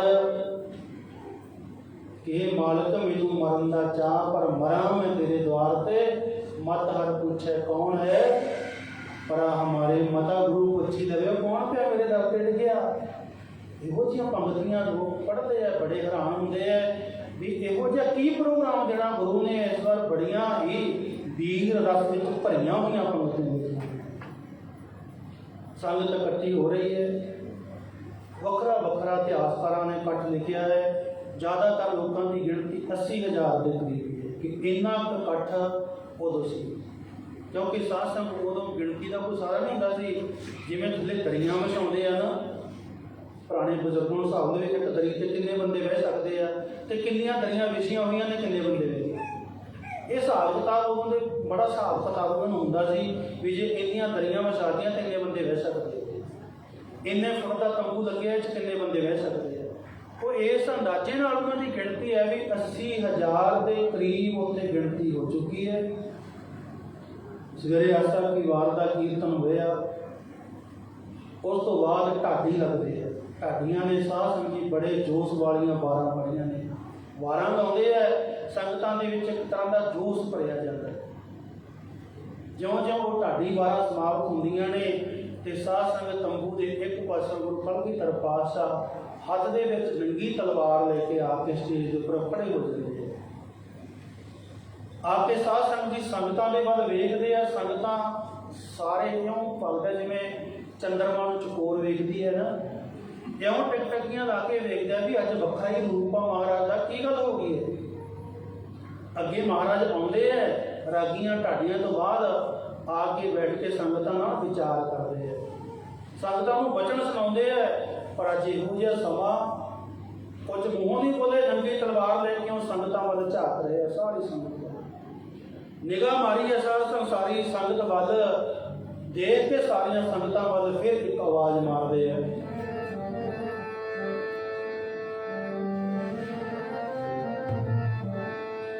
ਕੋਈ ਆਵੇ ਗੁਰੂ ਦਾ ਪਿਆਰਾ, ਇੱਕ ਮੈਨੂੰ ਸੀਸ ਚਾਹੀਦਾ। ਆਵੇ ਗੁਰੂ ਦਾ ਪਿਆਰਾ, ਇੱਕ ਮੈਨੂੰ ਸੀਸ ਚਾਹੀਦਾ। ਕੋਈ ਆਵੇ ਗੁਰੂ ਦਾ ਪਿਆਰਾ, ਇੱਕ ਮੈਨੂੰ ਸੀਸ ਚਾਹੀਦਾ। ਕੋਈ ਆਵੇ ਗੁਰੂ ਦਾ ਪਿਆਰਾ, ਇੱਕ ਮੈਨੂੰ ਸੀਸ ਚਾਹੀਦਾ। ਕੋਈ ਆਵੇ ਗੁਰੂ ਦਾ ਪਿਆਰਾ, ਇੱਕ ਮੈਨੂੰ ਸੀਸ ਚਾਹੀਦਾ। ਆਵੇ ਗੁਰੂ ਦਾ ਪਿਆਰਾ, ਇੱਕ ਮੈਨੂੰ ਸੀਸ ਚਾਹੀਦਾ। ਕੋਈ ਆਵੇ ਗੁਰੂ ਦਾ ਪਿਆਰਾ, ਇੱਕ ਮੈਨੂੰ ਸੀਸ ਚਾਹੀਦਾ। ਕੋਈ ਆਵੇ ਗੁਰੂ ਦਾ ਪਿਆਰਾ, ਇੱਕ ਮੈਨੂੰ ਸੀਸ ਚਾਹੀਦਾ। ਇਉਂ ਆਵਾਜ਼ ਦਿੱਤੀ ਸੰਗਤਾਂ ਦੇ ਵਿੱਚ। ਪਹਿਲੀ ਆਵਾਜ਼ ਖੜਕਵੀਂ ਆਵਾਜ਼ ਬੋਲੇ ਹੈ। ਸੰਗਤਾਂ ਦੇ ਵਿੱਚ ਉਹ ਸਨਾਟਾ ਛਾ ਗਿਆ। ਚੁੱਪਚਾਪ, ਕੋਈ ਜਵਾਬ ਨਾ ਦੇਵੇ। ਲੋਕਾਂ ਦੀਆਂ ਨੀਵੀਆਂ ਪੈ ਗਈਆਂ। ਕੁਝ ਮਿੰਟ ਉਡੀਕ ਕੇ ਮਹਾਰਾਜ ਨੇ ਦੂਜੀ ਆਵਾਜ਼ ਫੇਰ ਮਾਰੀ ਹੈ ਕਿ ਗੁਰੂ ਕੇ ਪਿਆਰਿਓ, ਮੈਨੂੰ ਇੱਕ ਸੀਸ ਚਾਹੀਦਾ ਹੈ। ਇੱਥੇ ਨੋਟ ਕਰਨੇ ਦੀ ਇਹ ਵੀ ਗੱਲ ਹੈ ਕਿ ਮਹਾਰਾਜ ਨੇ ਕਿਸੇ ਕੌਮ, ਕਿਸੇ ਜਾਤ ਨੂੰ ਨਹੀਂ ਕਿਹਾ ਕਿ ਮੈਨੂੰ ਫਲਾਨੀ ਜਾਤ ਦਾ ਹੀ ਉੱਠ ਕੇ ਸੀਸ ਦੇ। ਮਹਾਰਾਜ ਨੇ ਇੱਕੋ ਗੱਲ ਕਹੀ ਹੈ ਕਿ ਮੈਨੂੰ ਇੱਕ ਸੀਸ ਚਾਹੀਦਾ। ਕੋਈ ਗੁਰੂ ਦਾ ਪਿਆਰਾ। ਗੁਰੂ ਦਾ ਪਿਆਰਾ ਕੋਈ ਭੈਣ ਵੀ ਹੋ ਸਕਦੀ ਸੀ, ਕੋਈ ਭਰਾ ਵੀ ਹੋ ਸਕਦਾ, ਕੋਈ ਬਜ਼ੁਰਗ ਵੀ ਹੋ ਸਕਦਾ, ਕੋਈ ਜਵਾਨ ਵੀ ਹੋ ਸਕਦਾ ਹੈ। ਉੱਥੇ ਕੋਈ ਬੰਦਸ਼ ਨਹੀਂ ਲਾਈ ਵੀ ਨਿੱਕਾ ਚਾਹੀਦਾ, ਵੱਡੀ ਉਮਰ ਦਾ ਚਾਹੀਦਾ। ਇਹੋ ਹੀ ਗੱਲ ਕਹੀ ਕਿ ਮੈਨੂੰ ਇੱਕ ਸੀਸ ਚਾਹੀਦਾ, ਕੋਈ ਗੁਰੂ ਦਾ ਪਿਆਰਾ। ਦੋ ਆਵਾਜ਼ਾਂ ਮਾਰੀਆਂ, ਕੋਈ ਨਾ ਉੱਠਿਆ। ਤੀਜੀ ਆਵਾਜ਼ ਫਿਰ ਮਾਰਦੇ ਆ, ਸੰਗਤ ਜੀ ਮੈਨੂੰ ਇੱਕ ਸੀਸ ਚਾਹੀਦਾ ਹੈ। ਕੋਈ ਹੋਵੇ ਇਹੋ ਜਿਹਾ ਗੁਰੂ ਦੇ ਪਿਆਰ ਕਰਨ ਵਾਲਾ, ਆ ਕੇ ਸੀਸ ਦੀ ਭੇਟਾ ਦੇਵੇ। ਇਹ ਸਾਧ ਸੰਗਤ ਜੀ ਭਾਈ ਦਇਆ ਰਾਮ ਜੀ, ਆਪਾਂ ਉਹ ਡਿਟੇਲ ਵਿੱਚ ਕੱਲ੍ਹ ਵੀ ਸੁਣ ਲਿਆ। ਉਹ ਆਉਂਦਾ ਹੈ ਸਟੇਜ ਉੱਪਰ ਆ ਕੇ, ਪਹਿਲਾਂ ਤਾਂ ਆ ਕੇ ਮਾਫੀ ਮੰਗਦਾ, ਸਤਿਗੁਰੂ ਜੀ ਮੈਨੂੰ ਮਾਫ ਕਰ ਦੇ, ਕਿਉਂਕਿ ਮੈਂ ਤੁਹਾਡੀਆਂ ਦੋ ਆਵਾਜ਼ਾਂ ਅਣਗੌਲੀਆਂ ਕਰਤੀਆਂ, ਮੈਂ ਤੀਜੀ ਆਵਾਜ਼ 'ਤੇ ਉੱਠ ਕੇ ਆਇਆ। ਮਹਾਰਾਜ ਕਹਿੰਦੇ ਇਹਦੇ ਵਿੱਚ ਵੀ ਕੋਈ ਭਲਾ ਸੀ। ਜੇ ਕਿਤੇ ਤੂੰ ਪਹਿਲੀ ਆਵਾਜ਼ 'ਤੇ ਉੱਠ ਖੜਦਾ ਨਾ, ਆ ਜਿਹੜੇ ਨਾਲ ਬੈਠੇ ਆ ਨਾ ਇਕੱਲੇ ਲੰਗਰ ਖਾਣ ਵਾਲੇ, ਇਹਨਾਂ ਨੇ ਕਹਿਣਾ ਸੀ ਲੈ ਪਹਿਲੀ ਆਵਾਜ਼ 'ਤੇ ਗਿਆ ਸਾਂ, ਉੱਠ ਖੜਿਆ, ਮੈਂ ਤਾਂ ਤਿਆਰ ਹੀ ਬੈਠਾ ਸੀ। ਦੂਜੇ ਨੇ ਕਹਿਣਾ ਮੈਂ ਵੀ ਤਿਆਰ ਹੀ ਸੀ, ਉਹ ਪਹਿਲਾਂ ਹੀ ਉੱਠ ਖੜਿਆ, ਮੈਨੂੰ ਤਾਂ ਮੌਕਾ ਨਹੀਂ ਮਿਲਿਆ ਉੱਠਣ ਦਾ। ਕਹਿੰਦੇ ਦੋ ਆਵਾਜ਼ਾਂ ਤਾਂ ਨਹੀਂ ਤੂੰ ਉੱਠ ਸਕਿਆ ਕਿਉਂਕਿ ਹੁਣ ਕਿ ਕਹਿਣ ਜੋਗਾ ਨਹੀਂ ਰਿਹਾ ਕਿ ਦਇਆ ਰਾਮ ਪਹਿਲਾਂ ਹੀ ਉੱਠ ਖੜਿਆ, ਮੈਂ ਤਾਂ ਤਿਆਰ ਬੈਠਾ ਸੀ। ਇੱਕ ਭੁਲੇਖਾ ਕੱਢ ਦਿੱਤਾ ਵੀ ਕਿਸੇ ਦੇ ਮਨ ਵਿੱਚ ਕੱਲ੍ਹ ਨੂੰ ਇਤਿਹਾਸ ਵਿੱਚ ਭੁਲੇਖਾ ਨਾ ਆ ਜਾਵੇ ਕਿ ਫਲਾਨਾ ਸੀ, ਉਹ ਤਾਂ ਫਲਾਨੀ ਕੁੱਲ ਵਿੱਚੋਂ ਸੀ, ਕਿਉਂਕਿ ਮਹਾਰਾਜ ਨੇ ਕੁੱਲਾਂ ਦਾ ਮਾਣ ਤੇ ਕੱਢਣਾ ਸੀ। ਉਦੋਂ ਸਾਧ ਸੰਗਤ ਬਾਬਾ ਕਲਾਧਾਰੀ ਜੀ ਇੱਕ ਹੋਏ ਹੈ, ਬੇਦੀ ਕੁੱਲ ਦੇ ਸੀ। ਉਹ 18 ਸਾਲ ਦੀ ਉਮਰ ਵਿੱਚ ਗੁਰੂ ਗੋਬਿੰਦ ਸਿੰਘ ਮਹਾਰਾਜ ਦਾ ਵਿਆਹ ਹੋਇਆ ਸੀ ਪਹਿਲਾਂ, ਜਿਹੜਾ ਮਾਤਾ ਜੀਤ ਕੌਰ ਨਾਲ। ਉਹਦੇ ਬਾਬਾ ਕਲਾਧਾਰੀ ਜੀ ਨਾਲ ਗਿਆ, ਉਹਨੇ ਨਾਵਾਂ ਪੜ੍ਹੀਆਂ ਸੀ। ਬਾਬਾ ਬੁੱਢਾ ਜੀ ਦੀ ਵੰਸ਼ ਵਿੱਚੋਂ ਵੀ ਗਏ। ਤੇ ਇਹੀ ਬਾਬਾ ਕਲਾਧਾਰੀ ਜਦੋਂ 10ਵੇਂ ਪਾਤਸ਼ਾਹ ਨੂੰ ਬਾਅਦ ਵਿੱਚ ਮਿਲਦਾ, ਜਦੋਂ ਅੰਮ੍ਰਿਤ ਪਾਨ ਕਰਾਇਆ ਜਾਂਦਾ ਹੈ, ਉਦੋਂ ਆ ਕੇ ਕਹਿੰਦਾ ਮਹਾਰਾਜ ਕਿਰਪਾ ਕਰੋ ਸਾਡੀ ਕੁੱਲ ਨਹੀਂ ਵੱਧਦੀ। ਮਹਾਰਾਜ ਕਹਿੰਦੇ ਵੀ ਅੰਮ੍ਰਿਤ ਪਾਨ ਕਰਵਾ। ਕਹਿੰਦਾ ਮਹਾਰਾਜ ਅਸੀਂ ਗੁਰੂ ਨਾਨਕ ਦੀ ਕੁੱਲ ਵਿੱਚੋਂ ਅਸੀਂ ਵੇਦੀ ਹਾਂ। ਮਹਾਰਾਜ ਕਹਿੰਦੇ ਉਹ ਸਮਾਂ ਉਹ ਸੀ, ਹੁਣ ਸਮਾਂ ਬਦਲ ਗਿਆ। ਹੁਣ ਇੱਥੇ ਕਿਸੇ ਵੀ ਕੁੱਲ ਦਾ ਕੋਈ ਸੰਬੰਧ ਨਹੀਂ, ਕਿਸੇ ਵੀ ਜਾਤ ਦਾ ਕੋਈ ਸੰਬੰਧ ਨਹੀਂ। ਅੰਮ੍ਰਿਤ ਕਿਉਂ, ਹੁਣ ਸਾਡਾ ਹੁਕਮ ਹੈ, ਹੁਣ ਸਮਾਂ ਇਹ ਹੈ ਕਿ ਅੰਮ੍ਰਿਤ ਪਾਨ ਕਰਨਾ ਪਵੇਗਾ। ਉਹਨੇ ਅੰਮ੍ਰਿਤ ਪਾਨ ਕੀਤਾ ਤੇ ਤਾਂ ਉਹਨਾਂ ਦੇ ਘਰ ਬਾਬਾ ਸਾਹਿਬ ਸਿੰਘ ਬੇਦੀ ਪੈਦਾ ਹੋਇਆ, ਜਿਹਨੂੰ ਅੱਜ ਕਹਿੰਦੇ ਆ ਬਾਬਾ ਸਾਹਿਬ ਸਿੰਘ ਜੀ ਪੂਨਾ ਵਾਲੇ। ਉਹਨਾਂ ਦੀ ਅੱਗੇ ਗੱਦੀ ਦੇ ਉੱਪਰ ਉਹਨੂੰ ਬਾਬਾ ਸਰਬਜੋਤ ਸਿੰਘ ਜੀ ਆਏ, ਉਹਨਾਂ ਸਾਹਿਬ ਵਾਲੇ ਨੂੰ ਕਹਿੰਦੇ ਆ। ਤਾਂ ਉਹਨਾਂ ਦੀ ਕੁੱਲ ਅੱਗੇ ਚਲੇ। ਇਸ ਕਰਕੇ ਮਹਾਰਾਜ ਨੇ ਉਹ ਕੋਈ ਇਹੋ ਜਿਹਾ ਸੰਬੰਧ ਨਹੀਂ ਰੱਖਿਆ ਹੈ ਕਿ ਆਹ ਜੋਤ ਦਾ, ਆਹ ਗੋਤ ਦਾ, ਆਹ ਕੁੱਲ ਦਾ ਹੁਣ ਚਾਹੀਦਾ ਹੈ। ਇਸ ਤਰ੍ਹਾਂ ਸਾਧ ਸੰਗਤ ਜੀ ਆ ਕੇ ਉਹਨੇ ਪਹਿਲਾਂ ਮਾਫੀ ਮੰਗੀ ਹੈ, ਫਿਰ ਮਹਾਰਾਜ ਜੀ ਤੰਬੂ ਵਿੱਚ ਲੈ ਜਾਂਦੇ ਆ, ਉਹਦਾ ਸਿਰ ਵੱਖਰਾ ਕਰਕੇ ਲੈ ਆਉਂਦੇ ਆ। ਲਹੂ ਨਾਲ ਲਿਬੜੀ ਹੋਈ ਤਲਵਾਰ, ਉਹ ਆਪਾਂ ਸਾਰਾ ਇਤਿਹਾਸ ਸਰਵਣ ਕਰ ਵੀ ਲਿਆ ਹੈ ਕਿ ਵਾਰੀ ਵਾਰੀ ਸਤਿਗੁਰੂ ਜੀ 5 ਸਿੰਘਾਂ ਦੇ ਸੀਸ ਕੱਟਦੇ ਆ ਤੇ ਫਿਰ ਅੰਮ੍ਰਿਤ ਤਿਆਰ ਜਿਹੜਾ ਕਰਦੇ ਆ ਬਾਟੇ ਵਿੱਚ ਪਾ ਕੇ। ਉਦੋਂ ਫਿਰ ਉਹ ਭਾਈ ਸੁੱਖੂ ਦਾ ਬਣਾਇਆ ਹੋਇਆ ਖੰਡਾ ਸਤਿਗੁਰੂ ਨੂੰ ਆਇਆ, ਪਹਿਲਾਂ ਸੰਗਤ ਕਰ ਲਿਆ ਨਾ। ਕਹਿੰਦੇ ਭਾਈ ਉਹ ਸੁੱਖੂ ਨੇ ਇੱਕ ਖੰਡਾ ਬਣਾਇਆ ਸੀ ਕਈ ਸਾਲ ਪਹਿਲਾਂ, ਉਹ ਪੱਟ ਕੇ ਲੈ ਕੇ ਆਓ।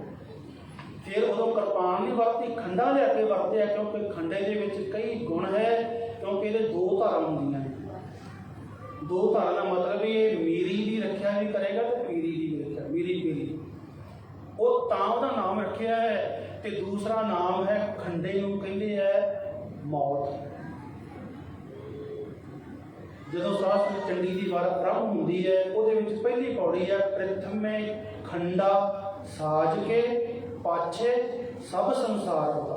ਪਹਿਲੀ ਪੰਕਤੀ ਆਉਂਦੀ ਹੈ ਇਹ। ਪਹਿਲਾਂ ਤਾਂ ਆ ਜਾਂਦੀ ਹੈ ਪੌੜੀ ਪ੍ਰਥਮ ਭਗਵਤੀ ਸਿਮਰ ਕੇ ਗੁਰੂ ਨਾਨਕ ਦੇਵ ਜੀ ਆਏ। ਇਹਦੇ ਤੋਂ ਬਾਅਦ ਜਿਹੜੀ ਪੌੜੀ ਆਉਂਦੀ ਹੈ ਉਹ ਇੱਥੋਂ ਆਰੰਭ ਹੁੰਦੀ ਹੈ ਪ੍ਰਥਮੇ ਖੰਡਾ ਸਾਜ ਕੇ ਪਾਛੇ ਸਭ ਜਗਤ ਹੋਤਾ। ਉਹਦਾ ਮਤਲਬ ਕੀ ਹੈ? ਪਰਮਾਤਮਾ ਨੇ ਪਹਿਲਾਂ ਮੌਤ ਬਣਾਈ ਹੈ, ਫਿਰ ਇਹ ਸੰਸਾਰ ਸਾਜਿਆ। ਇਸ ਕਰਕੇ ਜੋ ਆਇਆ ਉਹ ਜਾਣਾ ਪਵੇਗਾ। ਕਹਿੰਦੇ ਮਹਾਰਾਜ ਨੇ ਖੰਡਾ ਤਾਂ ਵਰਤਿਆ ਵੀ ਸਿੱਖਾ ਤੈਨੂੰ ਤੇਰੀ ਮੌਤ ਭੁੱਲ ਕੇ ਪਿਆਤੀ, ਅੱਜ ਤੋਂ ਬਾਅਦ ਮੌਤ ਦਾ ਡਰ ਹੀ ਖਤਮ ਹੋ ਜਾਵੇ। ਤੇ ਉਹ ਹੋਇਆ ਵੀ ਹੈ। ਇਤਿਹਾਸ ਦਾ ਪਹਿਲਾਂ ਸੁਣਾਉਣ ਦਾ ਸਮਾਂ ਨਹੀਂ ਹੈ। ਜਦੋਂ ਸਾਧ ਸੰਗਤ ਜੀ ਭਾਈ ਬਚਿੱਤਰ ਸਿੰਘ ਵਰਗੇ, ਭਾਈ ਮਣੀ ਸਿੰਘ ਦਾ ਪੁੱਤਰ ਕੱਦ ਵਿੱਚ ਨਿੱਕਾ ਜਿਹਾ, ਤੇ ਮਹਾਰਾਜ ਕਹਿੰਦੇ ਨੇ, ਉਹ ਇਤਿਹਾਸ ਤੇ ਬਹੁਤ ਲੰਮਾ ਚੌੜਾ ਹੈ ਵੀ ਹਾਥੀ ਆ ਰਿਹਾ ਹੈ ਭੀਮ ਚੰਦ ਦਾ ਪੁੱਤਰੋਂ, ਤੇ ਮਹਾਰਾਜ ਕਹਿੰਦੇ ਸਾਡਾ ਵੀ ਹਾਥੀ ਹੈ, ਭਾਈ ਬਚਿੱਤਰ ਸਿੰਘ ਮੁਕਾਬਲਾ ਕਰੇਗਾ। ਉਹ ਲੋਕ ਹੈਰਾਨ ਹੁੰਦੇ ਆ ਸਾਰੇ ਸਿੰਘ, ਮਹਾਰਾਜ 5 ਫੁੱਟ ਦਾ ਇਹ ਸਿੰਘ ਐਡੇ ਹਾਥੀ ਦਾ ਮੁਕਾਬਲਾ ਕਰੇਗਾ। ਮਹਾਰਾਜ ਕਹਿੰਦੇ ਇਹਨੇ ਨਹੀਂ ਲੜਨਾ, ਇਹਦੇ ਅੰਦਰ ਵਿੱਚ ਗਏ ਹੋਏ ਅੰਮ੍ਰਿਤ ਨਹੀਂ ਲੜਦੇ। ਭਾਵ ਅਸੀਂ ਤਾਂ ਮਹਾਰਾਜ ਨੇ ਉਹ ਖੰਡਾ ਘੋਲ ਕੇ ਪਿਆਇਆ ਹੋਇਆ ਕਿ ਉਹਦੇ ਅੰਦਰ ਮੌਤ ਦਾ ਡਰ ਹੀ ਖਤਮ ਹੋ ਜਾਏ, ਮੌਤ ਤੇ ਘੋਲ ਕੇ ਪਿਆਤੀ ਸਿੱਖ। ਇਸੇ ਤਰ੍ਹਾਂ ਸਾਧ ਸੰਗਤ ਜੀ ਉਹਦੇ ਵਿੱਚ ਪਦਾਸੇ ਪਾਏ ਗਏ। ਪਦਾਸਿਆਂ ਦਾ ਭਾਵ ਪਦਾਸੇ ਵੱਡੇ ਉੱਚੇ ਨੀਵੇਂ ਹੁੰਦੇ ਆ। ਭਾਵ ਕੀ ਸੀ ਕਿ ਸਾਡੇ ਵਿੱਚੋਂ ਉੱਚੇ ਨੀਵੇਂ ਵਾਲਾ ਵਿਤਕਰਾ ਖਤਮ ਹੋ ਜੇ। ਕੱਲ ਨੂੰ ਇਹ ਅਮਰ ਛਕ ਨਾ ਕਵੇ ਵੀ ਮੈਂ ਤਾਂ ਫਲਾਨੀ ਜਾਤ ਨਾਲ, ਤੂੰ ਨੀਵਾਂ ਹੋਏ। ਮਹਾਰਾਜ ਨੇ ਤੇਰੇ ਅੰਦਰੋਂ ਕੱਢਣਾ ਸੀ, ਤਾਂ ਕਰਕੇ ਪਤਾਸੇ ਪਾਤੇ। ਉਹਦੇ ਵਿੱਚ ਨਿੱਕੇ ਵੀ ਆ, ਵੱਡੇ ਵੀ ਆ, ਤੇ ਜਦੋਂ ਪਾਣੀ 'ਚ ਪਾਏ ਭੁੱਲ ਕੇ ਸਾਰੇ ਇੱਕੋ ਹੀ ਰੂਪ ਹੋ ਗਏ। ਇਸੇ ਤਰ੍ਹਾਂ ਉਹਦੇ ਵਿੱਚ ਜਲ ਪਾਇਆ ਗਿਆ, ਪਾਣੀ ਪਾਇਆ ਗਿਆ। ਤੇ ਨਹੀਂ ਤੇ ਸਾਧ ਸੰਗਤ ਜੀ ਅੰਮ੍ਰਿਤ ਪਾ ਸਕਦੇ ਸੀ, ਮਹਾਰਾਜ ਹੋਰ ਬੜਾ ਕੁਝ ਪਾ ਸਕਦੇ ਆ, ਮਿੱਠਾ ਕੋਈ ਸਰਬਤ ਦੁੱਧ ਪਾ ਦਿੰਦੇ। ਕਿਉਂਕਿ ਪਾਣੀ ਦੇ ਵਿੱਚ ਇੱਕ ਗੁਣ ਹੈ, ਪਾਣੀ ਮੈਲੀਆਂ ਚੀਜ਼ਾਂ ਨੂੰ ਸਾਫ਼ ਕਰ ਦਿੰਦਾ ਹੈ। ਸਾਡੇ ਸਰੀਰ ਤੇ ਮੈਲ ਲੱਗੀ ਹੋਵੇ, ਪਾਣੀ ਸਾਫ਼ ਕਰ ਦਿੰਦਾ ਹੈ। ਤੇ ਹੋਰ ਭਾਵੇਂ ਦੁੱਧ ਜਿੰਨਾ ਮਰਜ਼ੀ ਮੰਨ ਲਓ, ਦੁੱਧ ਨਾਲ ਮੁਫਤ ਤੇ ਆਵੇਗਾ, ਪਰ ਸਫਾਈ ਨਹੀਂ ਹੋਵੇਗੀ। ਇਹ ਪਾਣੀ ਵਿੱਚ ਇਹ ਗੁਣ ਹੈ ਜਿਹੜਾ ਗੰਦਗੀ ਨੂੰ ਸਾਫ਼ ਕਰ ਦਿੰਦਾ। ਵੀ ਸਿੱਖਾ ਤੇਰੇ ਅੰਦਰ ਗੁਣ ਭਰ ਦਿੱਤਾ, ਤੂੰ ਇੰਨਾ ਨਿਰਮਲ ਹੋ ਜਾਏਗਾ, ਤੇਰੇ ਕੋਲ ਕੋਈ ਪਾਪਾ ਨਾਲ ਭਰਿਆ ਹੋਇਆ ਆ ਜਾਵੇਗਾ, ਤੈਨੂੰ ਬਖਸ਼ ਦੇਵੇਗਾ, ਤੂੰ ਉਹਨੂੰ ਵੀ ਸਾਫ਼ ਕਰ ਦੇਵੇਗਾ। ਸੋ ਇਹ ਸਮਾਂ ਨਹੀਂ ਹੈ ਕਿ ਸਾਰਾ ਕੁਝ ਸੁਣਾਈਏ। ਇੱਕ ਇੱਕ ਚੀਜ਼ ਦਾ ਮਹਾਰਾਜ ਮਤਲਬ ਸੀ। ਬਾਟੇ ਦਾ ਮਤਲਬ ਸੀ, ਕੱਟੇ ਦਾ ਮਤਲਬ, ਕਿਉਂ ਬਾਣੀਆਂ ਪੜ੍ਹੀਆਂ। ਹਰ ਇੱਕ ਚੀਜ਼ ਦਾ ਕੋਈ ਨਾ ਕੋਈ ਸਾਡੇ ਨਾਲ ਸੰਬੰਧ ਸੀ, ਜਿਸ ਕਰਕੇ ਮਹਾਰਾਜ ਨੇ 5 ਪਿਆਰਿਆਂ ਨੂੰ ਸਾਜਿਆ। ਉਹਦੇ ਤੋਂ ਬਾਅਦ ਉਹਨਾਂ ਕੋਲੋਂ ਆਪ ਅੰਮ੍ਰਿਤ ਪਾਨ ਕੀਤਾ, ਔਰ ਆਪ ਅੰਮ੍ਰਿਤ ਪਾਨ ਕਰਕੇ ਗੋਬਿੰਦ ਰਾਏ ਤੋਂ ਗੋਬਿੰਦ ਸਿੰਘ ਬਣੇ। ਤੇ 5 ਪਿਆਰਿਆਂ ਨੂੰ ਸਾਧ ਸੰਗਤ ਜੀ ਸਜਾ ਕੇ ਨਾਲ ਮਹਾਰਾਜ ਆਪ ਖੜੇ ਹੋਏ ਨੇ। ਤੇ ਉਹਦੇ ਇੱਕੋ ਧਾਰਨਾ ਪੜ੍ਹ ਕੇ ਆਪਾਂ ਸਮਾਪਤੀ ਕਰ ਦੇਣੀ ਹੈ। ਤੇ ਮਹਾਰਾਜ 5 ਵੱਲ ਵੇਖ ਕੇ ਇਸ਼ਾਰਾ ਕਰਦੇ ਆ, ਸੰਗਤਾਂ ਨੂੰ ਸੰਬੋਧਨ ਕਰਕੇ ਕਹਿੰਦੇ ਆ ਵੀ ਮੈਂ ਇਹੋ ਜਿਹਾ ਪੰਥ ਸਾਜਣਾ ਚਾਹੁੰਦਾ ਸੀ, ਇਹੋ ਜਿਹੇ ਮੈਂ ਆਪਣੇ ਪਿਆਰੇ ਬਣਾਉਣਾ ਚਾਹੁੰਦਾ ਸੀ। ਇਹ ਹਜ਼ਾਰਾਂ ਵਿੱਚ ਵੀ ਇੱਕ ਖੜਾ ਹੋਵੇਗਾ, ਦੂਰੋਂ ਪਹਿਚਾਣ ਹੋਵੇਗੀ, ਉਹ ਗੁਰੂ ਗੋਬਿੰਦ ਸਿੰਘ ਮਹਾਰਾਜ ਦਾ ਸਿੱਖ ਖੜਾ ਹੈ। ਤਾਂ ਕਰਕੇ ਮਹਾਰਾਜ ਕਹਿੰਦੇ ਨੇ ਮੈਂ ਇਹੋ ਜਿਹਾ ਨਿਆਰਾ, ਇੱਕ ਵੱਖਰੇਪਣ ਵਾਲਾ ਜਿਹੜਾ ਸੀ, ਮੈਂ ਆਪਣਾ ਰੂਪ ਬਣਾ ਕੇ ਖਾਲਸੇ ਨੂੰ ਦੇ ਦਿਆਂ। ਮੈਂ ਆਪਣਾ ਰੂਪ ਇਹਨਾਂ ਨੂੰ ਦੇ ਕੇ ਚੱਲਿਆ ਹਾਂ। ਤਾਂ ਕਰਕੇ ਮੈਂ ਆਪ ਪਹਿਲਾਂ ਗੁਰੂ ਸੀ, ਮੈਂ ਚੇਲਾ ਬਣਿਆ। ਮੈਂ ਚੇਲਾ ਬਣ ਕੇ ਇਹਨਾਂ ਤੋਂ ਦਾਤ ਦੇ ਇਹਨਾਂ ਨੂੰ ਗੁਰੂ ਬਣਾਇਆ। ਅੱਜ ਮੈਂ ਆਪ ਗੁਰੂ ਵੀ ਬਣਿਆ ਤੇ ਆਪ ਚੇਲਾ ਵੀ ਬਣਿਆ। ਇਹ ਮੇਰੇ ਸਭ ਤੋਂ ਪਿਆਰੇ ਮੈਨੂੰ ਇਹ ਲੱਗਦੇ ਆ, ਰਹਿਤ ਪਿਆਰੀ ਮੁਝ ਕੋ ਸਿੱਖ ਪਿਆਰਾ ਨਾ ਹੈ। ਸਿੱਖਾਂ ਮੈਨੂੰ ਹੁਣ ਤੂੰ ਨਹੀਂ ਪਿਆਰਾ ਲੱਗੇਗਾ, ਤੇਰੀ ਰਹਿਤ ਪਿਆਰੀ ਲੱਗੇਗੀ। ਇਹੋ ਬਚਨ ਮਹਾਰਾਜ ਕਰਦੇ ਆ। ਮੇਰਾ ਹੀ ਰੂਪ ਹੈ ਖਾਲਸਾ ਪਿਆਰਾ, ਮੇਰਾ ਹੀ ਰੂਪ ਹੈ ਖਾਲਸਾ ਪਿਆਰਾ, ਮੇਰਾ ਹੀ ਰੂਪ ਹੈ ਖਾਲਸਾ ਪਿਆਰਾ, ਮੇਰਾ ਹੀ ਰੂਪ ਹੈ ਖਾਲਸਾ ਪਿਆਰਾ, ਮੇਰਾ ਹੀ ਰੂਪ ਹੈ ਖਾਲਸਾ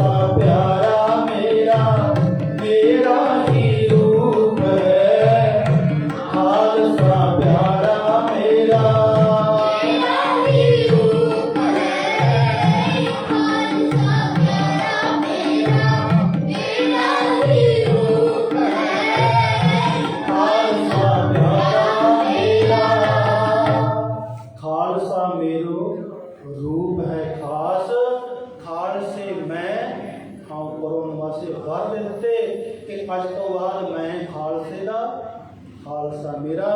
ਇਹ ਸਰਦਾਰੀਆਂ ਸਾਨੂੰ ਗੁਰੂ ਕਲਗੀਧਰ ਪਾਤਸ਼ਾਹ ਬਖਸ਼ ਕੇ ਗਏ ਨੇ। ਸਾਨੂੰ ਨੀਵਿਆਂ ਨੂੰ, ਜਿਨ੍ਹਾਂ ਨੂੰ ਗੁਰੂ ਘਰ ਅੰਦਰ ਵੜਨ ਨਹੀਂ ਸੀ ਦਿੰਦਾ, ਇਹ ਦਾਤ ਸਾਨੂੰ ਗੁਰੂ ਗੋਬਿੰਦ ਸਿੰਘ ਮਹਾਰਾਜ ਨੇ ਦਿੱਤੀ ਹੈ। ਕਿਸੇ ਕਵੀ ਨੇ ਲਿਖਿਆ, ਕਹਿੰਦੇ ਨਾ ਕਹੂੰ ਅਬ ਕੀ ਨਾ ਕਹੂੰ ਤਬ ਕੀ, ਅਗਰ ਨਾ ਹੋਤੇ ਗੁਰੂ ਗੋਬਿੰਦ ਸਿੰਘ ਸੁਨਤ ਹੋਤੀ ਸਭ ਕੀ। ਸਾਰਿਆਂ ਦੀ ਸੁਨਤ ਹੋਣੀ ਸੀ, ਅੱਲਾਹੁ ਅੱਲਾਹ ਹੋਣੀ ਸੀ। ਨਾ ਕੋਈ ਹਿੰਦੂ ਰਹਿਣਾ ਸੀ ਤੇ ਨਾ ਕੋਈ ਸਿੱਖ ਰਹਿਣਾ ਸੀ। ਇਹ ਦੇਣ ਹੈ ਗੁਰੂ ਗੋਬਿੰਦ ਸਿੰਘ ਮਹਾਰਾਜ ਸੱਚੇ ਪਾਤਸ਼ਾਹ ਦੀ। ਇਹ ਪੱਗਾਂ, ਦਾੜੀਆਂ, ਸਰਦਾਰੀਆਂ ਸਾਨੂੰ ਪਾਤਸ਼ਾਹ ਬਖਸ਼ਿਸ਼ ਕਰਕੇ ਗਏ ਆ। ਇੱਕ ਨਿੱਕਾ ਜਿਹਾ ਜ਼ਿਕਰ ਆਉਂਦਾ, ਮਹਾਰਾਣਾ ਪ੍ਰਤਾਪ ਸਿੰਘ ਹੋਇਆ। ਉਹ ਦਿੱਲੀ ਦੇ ਬਾਦਸ਼ਾਹ ਤੋਂ ਹਾਰ ਕੇ ਚਲਾ ਗਿਆ। ਉਹ ਕਹਿੰਦਾ ਸੀ ਵੀ ਜਾਂ ਮੇਰੇ ਅੱਗੇ ਝੁਕ ਜਾ, ਈਣ ਮੰਗ ਲੈ ਤੇ ਤੈਨੂੰ ਬਖਸ਼ ਦੇਵਾਂਗਾ। ਤੇ ਮਹਾਰਾਣਾ ਪ੍ਰਤਾਪ ਕਹਿੰਦਾ ਵੀ ਨਹੀਂ, ਮੈਂ ਤੇਰੇ ਅੱਗੇ ਝੁਕਣਾ ਨਹੀਂ ਹੈ। ਮੈਨੂੰ ਦੇਸ਼ ਚੋਂ ਨਿਕਲ ਜਾਣਾ ਮਨਜ਼ੂਰ ਹੈ। ਉਹਨੂੰ ਦੇਸ਼ ਨਿਕਾਲਾ ਜਿਹਨੂੰ ਕਹਿੰਦੇ ਆ, ਕੱਢ ਦਿੱਤਾ ਗਿਆ। ਜੰਗਲਾਂ ਦੇ ਵਿੱਚ ਭੁੱਖਾ ਤਿਹਾਇਆ ਪਰਿਵਾਰ ਦੇ ਨਾਲ ਫਿਰਿਆ ਹੈ। ਕਈ ਦਿਨ ਹੋ ਗਏ ਭੁੱਖੇ ਨੂੰ। ਇੱਕ ਦਿਨ ਅਚਾਨਕ ਕੋਈ ਆਜੜੀ ਮਿਲਿਆ। ਆਜੜੀ ਹੁੰਦਾ ਜਿਹੜਾ ਬੱਕਰੀਆਂ ਭੇਡਾਂ ਚਾਰਨ ਵਾਲਾ। ਉਹਨੂੰ ਆਵਾਜ਼ ਮਾਰੀ, ਕਹਿਣ ਲੱਗੇ ਭਰਾਵਾ ਕਈ ਦਿਨਾਂ ਦੇ ਅਸੀਂ ਭੁੱਖੇ ਹਾਂ, ਵੀ ਤੇਰੀ ਬੱਕਰੀ ਕੋਈ ਭੇਡ ਕੋਈ ਦੁੱਧ ਦਿੰਦੀ ਹੈ ਤੇ ਥੋੜਾ ਦੁੱਧ ਚੋ ਕੇ ਦੇ ਦੇ। ਉਹ ਕਹਿੰਦਾ ਜੀ ਹਾਂ ਜ਼ਰੂਰ ਦੇ ਦਾਂਗਾ। ਉਹਨੇ ਬੱਕਰੀਆਂ ਇੱਕ ਦੋ ਚੁਈਆਂ, ਦੁੱਧ ਦੇ ਗਲਾਸ ਭਰ ਕੇ ਉਹਨਾਂ ਨੂੰ ਛਕਾਏ ਤੇ ਸਾਸਨ ਕਈ ਦਿਨਾਂ ਦੇ ਭੁੱਖੇ ਨੂੰ ਰੋਟੀ ਮਿਲ ਗਈ ਆ, ਖਾਣ ਨੂੰ ਦੁੱਧ ਮਿਲਿਆ, ਅੰਦਰ ਤ੍ਰਿਪਤ ਹੋ ਗਿਆ, ਰੱਜ ਗਿਆ। ਖੁਸ਼ ਹੋ ਕੇ ਮਹਾਰਾਣਾ ਪ੍ਰਤਾਪ ਕਹਿੰਦਾ ਹਾਜ਼ਰੀ ਨੂੰ ਵੀ ਤੂੰ ਅੱਜ ਜੋ ਮੰਗੇਗਾ, ਜੋ ਕੁਝ ਮੇਰੇ ਕੋਲ ਹੈ ਤੈਨੂੰ ਦੇ ਦੇਵਾਂਗਾ। ਕਹਿੰਦੇ ਉਹਨੇ ਵੇਖਿਆ ਉਹਦੇ ਸਿਰ ਤੇ ਪੱਗ ਬੰਨ੍ਹੀ, ਪੱਗ ਦੇ ਵਿੱਚ ਸੋਨੇ ਦੀਆਂ ਤਾਰਾਂ, ਕਿਉਂਕਿ ਮਹਾਰਾਜਾ ਸੀ, ਭਾਵੇਂ ਹਾਰ ਗਿਆ ਚ ਜੰਗਲਾਂ ਵਿੱਚ ਫਿਰਦਾ। ਕਹਿਣ ਲੱਗੇ ਆਜੜੀ ਨੂੰ ਮਹਾਰਾਣਾ ਵੀ ਠੀਕ ਆ, ਤੂੰ ਮੰਗ ਤੇ ਮੰਗ ਲਿਆ, ਦੇਵਾਂਗਾ ਜ਼ਰੂਰ ਮੈਂ, ਕਿਉਂਕਿ ਮੈਂ ਤੇਰੇ ਨਾਲ ਵਾਅਦਾ ਕੀਤਾ, ਜੋ ਮੰਗੇਗਾ ਦੇਵਾਂਗਾ। ਪਰ ਇੱਕ ਗੱਲ ਯਾਦ ਰੱਖੀ, ਇਹ ਪੱਗ ਦਿੱਲੀ ਦੇ ਦਰਬਾਰ ਵਿੱਚ ਚੁੱਕੀ ਨਹੀਂ ਹੈ। ਮੈਂ ਦਰਬਾਰ ਛੱਡਤਾ, ਆਪਣਾ ਰਾਜ ਭਾਗ ਛੱਡਤਾ, ਮੈਂ ਦੁਨੀਆ ਤੋਂ ਵੱਖਰਾ ਹੋ ਗਿਆ, ਮੈਂ ਭੁੱਖਾ ਤੇ ਆਇਆ ਕਰ ਰਿਹਾ, ਪਰ ਮੈਂ ਆਪਣਾ ਸਿਰ ਦਿੱਲੀ ਦੇ ਦਰਬਾਰ ਅੱਗੇ ਝੁਕਾਇਆ ਨਹੀਂ ਹੈ। ਪੱਗ ਲੈ ਜਾ, ਪਰ ਵੇਖੀ ਕਿਤੇ ਥਾਂ ਥਾਂ ਤੇ ਸਿਰ ਨਾ ਝੁਕਾਉਣ ਤੇ।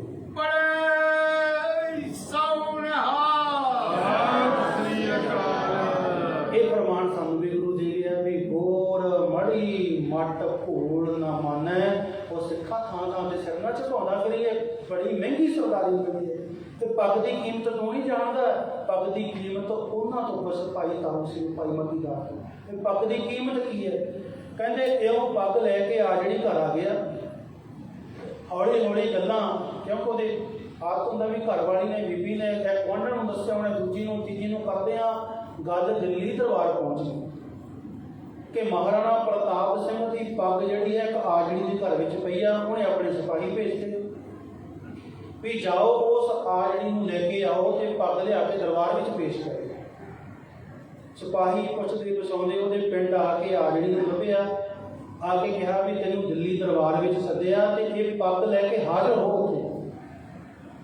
ਉਹ ਜਦੋਂ ਪੱਗ ਕੋਲੇ ਗਿਆ ਪੱਗ ਚੱਕਣ ਵਾਸਤੇ, ਤੇ ਮਹਾਰਾਣਾ ਪ੍ਰਤਾਪ ਸਿੰਘ ਦੀ ਨਾ ਬਚਨ ਯਾਦ ਆ ਗਏ ਵੀ ਆ ਜਿਹੜੀ ਪੱਗ ਤੇ ਲੈ ਜਾ, ਪਰ ਇਹ ਪੱਗ ਕਦੇ ਕਿਸੇ ਅੱਗੇ ਝੁਕੀ ਨਹੀਂ, ਵੇਖੀ ਕਿਤੇ ਥਾਂ ਥਾਂ ਤੇ ਸਿਰ ਨਾ ਝੁਕਾਉਂਦਾ ਫਿਰੀ। ਹੁਣ ਲੋਕਾਂ ਨੂੰ ਹੁਕਮ ਸੀ ਜਦੋਂ ਰਾਜੇ ਨੂੰ ਪਹਿਲਾਂ ਸਲਾਮ ਕਰਨੀ ਪੈਂਦੀ ਹੈ ਵੀ ਜੇ ਮੈਂ ਪੱਗ ਲੈ ਕੇ ਜਾਵਾਂਗਾ ਮੈਨੂੰ ਰਾਜੇ ਅੱਗੇ ਤੇ ਸਲਾਮ ਕਰਨੀ ਪਵੇਗੀ।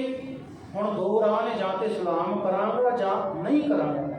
ਜੇ ਕੀਤੀ ਤੇ ਤਾਂ ਵੀ ਮਰਿਆ ਮੈਂ ਧਰਮ ਵੱਲੋਂ ਗਿਆ, ਔਰ ਜੇ ਮੈਂ ਨਹੀਂ ਕਰਦਾ ਤੇ ਰਾਜੇ ਨੇ ਮੈਨੂੰ ਮਾਰ ਦੇਣਾ ਵੀ ਤੂੰ ਮੇਰੇ ਦਰਬਾਰ 'ਚ ਆ ਕੇ ਸਲਾਮ ਨਹੀਂ ਕੀਤੀ। ਕਹਿੰਦਾ ਵੀ ਦੋਨੇ ਪਾਸੇ ਮੈਂ ਫਸ ਗਿਆ। ਉਹਨੇ ਆਪਣੇ ਘਰ ਵਾਲੀ ਨੂੰ ਸੱਦਿਆ, ਕਹਿਣ ਲੱਗਿਆ ਵੀ ਮੈਂ ਇੱਥੇ ਥਾਲ ਦੇ ਵਿੱਚ ਕੋਈ ਚੀਜ਼ ਰੱਖਾਂਗਾ, ਤੂੰ ਥੋੜ੍ਹੇ ਚਿਰ ਬਾਅਦ ਕਮਰੇ ਵਿੱਚ ਆ ਜਾਵੀਂ, ਉਹ ਚੱਕ ਕੇ ਜਿਹੜੇ ਸਿਪਾਹੀ ਆਏ ਨੇ ਉਹਨਾਂ ਨੂੰ ਫੜਾ ਦੇਵਾਂ। ਘਰ ਵਾਲੀ ਨੂੰ ਪਤਾ ਨਹੀਂ ਵੀ ਕੀ ਦੇਵੇਗਾ। ਹੁਣ ਉਹਨੂੰ ਬਾਹਰ ਕੱਢ ਦਿੱਤਾ, ਆਪ ਅੰਦਰ, ਤੇ ਇੱਕ ਚਿੱਠੀ ਲਿਖ ਦਿੱਤੀ, ਥਾਲ ਦੇ ਵਿੱਚ ਰੱਖੀ, ਆਪ ਦਾ ਸਿਰ ਵੱਢ ਕੇ ਥਾਲੀ 'ਚ ਰੱਖਿਆ। ਪੂਰਾ ਹੋ ਗਿਆ।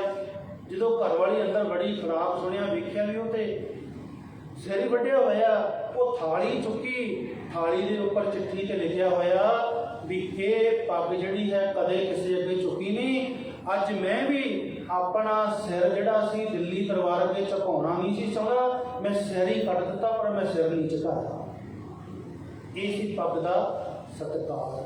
ਇਹ ਸਰਦਾਰੀ ਗੁਰੂ ਗੋਬਿੰਦ ਸਿੰਘ ਮਹਾਰਾਜ ਸੱਚੇ ਪਾਤਸ਼ਾਹ ਨੂੰ ਬਖਸ਼ਿਸ਼ ਕਰਕੇ ਗਏ ਆ। ਇਹਨਾਂ ਸਾਧ ਸੰਗਤ ਜੀ ਰਹਿਤਾਂ ਨੂੰ ਜ਼ਰੂਰ ਆਪਾਂ ਸਾਂਭੀਏ, ਇਹਨਾਂ ਚੀਜ਼ਾਂ ਦੇ ਨਾਲ ਜੁੜੀਏ, ਤਾਂ ਹੀ ਸਾਡੇ ਦਿਨ ਮਨਾਏ ਹੋਏ ਸਫਲੇ ਹੈ। ਕਿਉਂਕਿ ਸਾਡੇ ਬੱਚਿਆਂ ਨੇ ਜੋ ਕੁਝ ਵੇਖਣਾ ਉਹ ਅੱਗੇ ਕਰਨਾ ਹੈ। ਇਸ ਕਰਕੇ ਇਹ ਸਾਰੇ ਜਿਹੜੇ ਪ੍ਰੋਗਰਾਮ ਕਰਦੇ ਆ, ਨਾਲ ਨਾਲ ਆਪਾਂ ਸਾਧ ਸੰਗਤ ਜੀ ਬੱਚਿਆਂ ਨੂੰ ਜ਼ਰੂਰ ਲੈ ਕੇ ਆਈਏ, ਇਹ ਇਤਿਹਾਸ ਬਣਾਈਏ। ਕਿਉਂਕਿ ਬਾਕੀ ਗੱਲਾਂ ਸਭ ਜਾਣਦੇ ਆ, ਕਿਉਂਕਿ ਆਪਾਂ ਨਾਲ ਵੀ ਨਹੀਂ ਲੈ ਕੇ ਆਉਂਦੇ, ਰੌਲਾ ਪਾਉਂਦੇ ਆ ਜਾਂ ਨਹੀਂ ਲੈ ਕੇ ਆਉਣਾ। ਕਿਉਂਕਿ ਆਪਾਂ ਕੁਝ ਸੁਣਾਵਾਂਗੇ ਜਾਂ ਸੁਣਾਂਗੇ ਤਾਂ ਪਤਾ ਲੱਗਦਾ ਹੈ ਵੀ ਕਿੰਨੀਆਂ ਕਿੰਨੀਆਂ ਕੁਰਬਾਨੀਆਂ ਦੇ ਕੇ ਇਹ ਸਾਡੀ ਕੌਮ ਅੱਜ ਸੱਜੀ ਹੋਈ ਹੈ। ਇਹ ਕਿਵੇਂ ਕਿਵੇਂ ਨੂੰ ਸ਼ਹਾਦਤਾਂ ਜਿਹੜੀਆਂ ਪਈਆਂ ਨੇ। ਸੋ ਆਈਆਂ ਸੰਗਤਾਂ ਦਾ ਬਹੁਤ ਧੰਨਵਾਦ। ਮਾਫੀ ਚਾਹੁੰਦਾ, 10 ਮਿੰਟ ਮੈਂ ਵੱਧ ਲਾ ਚੁੱਕਿਆ। ਆਓ ਸਾਰੇ ਮਿਲ ਕੇ ਨਾਮ ਸਾਹਿਬ ਦਾ ਪਾਠ ਸਾਰੀ ਸੰਗਤ ਨੂੰ ਖਾਲਸਾ ਸਾਜਣਾ ਦਿਵਸ ਦੀ ਲੱਖ ਲੱਖ ਵਧਾਈ ਦਿੱਤੀ ਜਾਂਦੀ ਹੈ। ਇਸੇ ਤਰ੍ਹਾਂ ਸਤਿਗੁਰੂ ਸਭਨਾਂ ਦੇ ਪਰਿਵਾਰਾਂ ਦੇ ਉੱਪਰ ਇਹ ਮਿਹਰ ਕਰਨ, ਸਾਨੂੰ ਸਿੱਖੀ ਸੜਕ ਦੇ ਵਿੱਚ ਪਰਪੱਕ ਰਹਿਣ ਦਾ ਜਿਹੜਾ ਹੈ ਉਦਮ ਹੋ ਸਤਿਗੁਰੂ ਦੀ ਬਖਸ਼ਿਸ਼।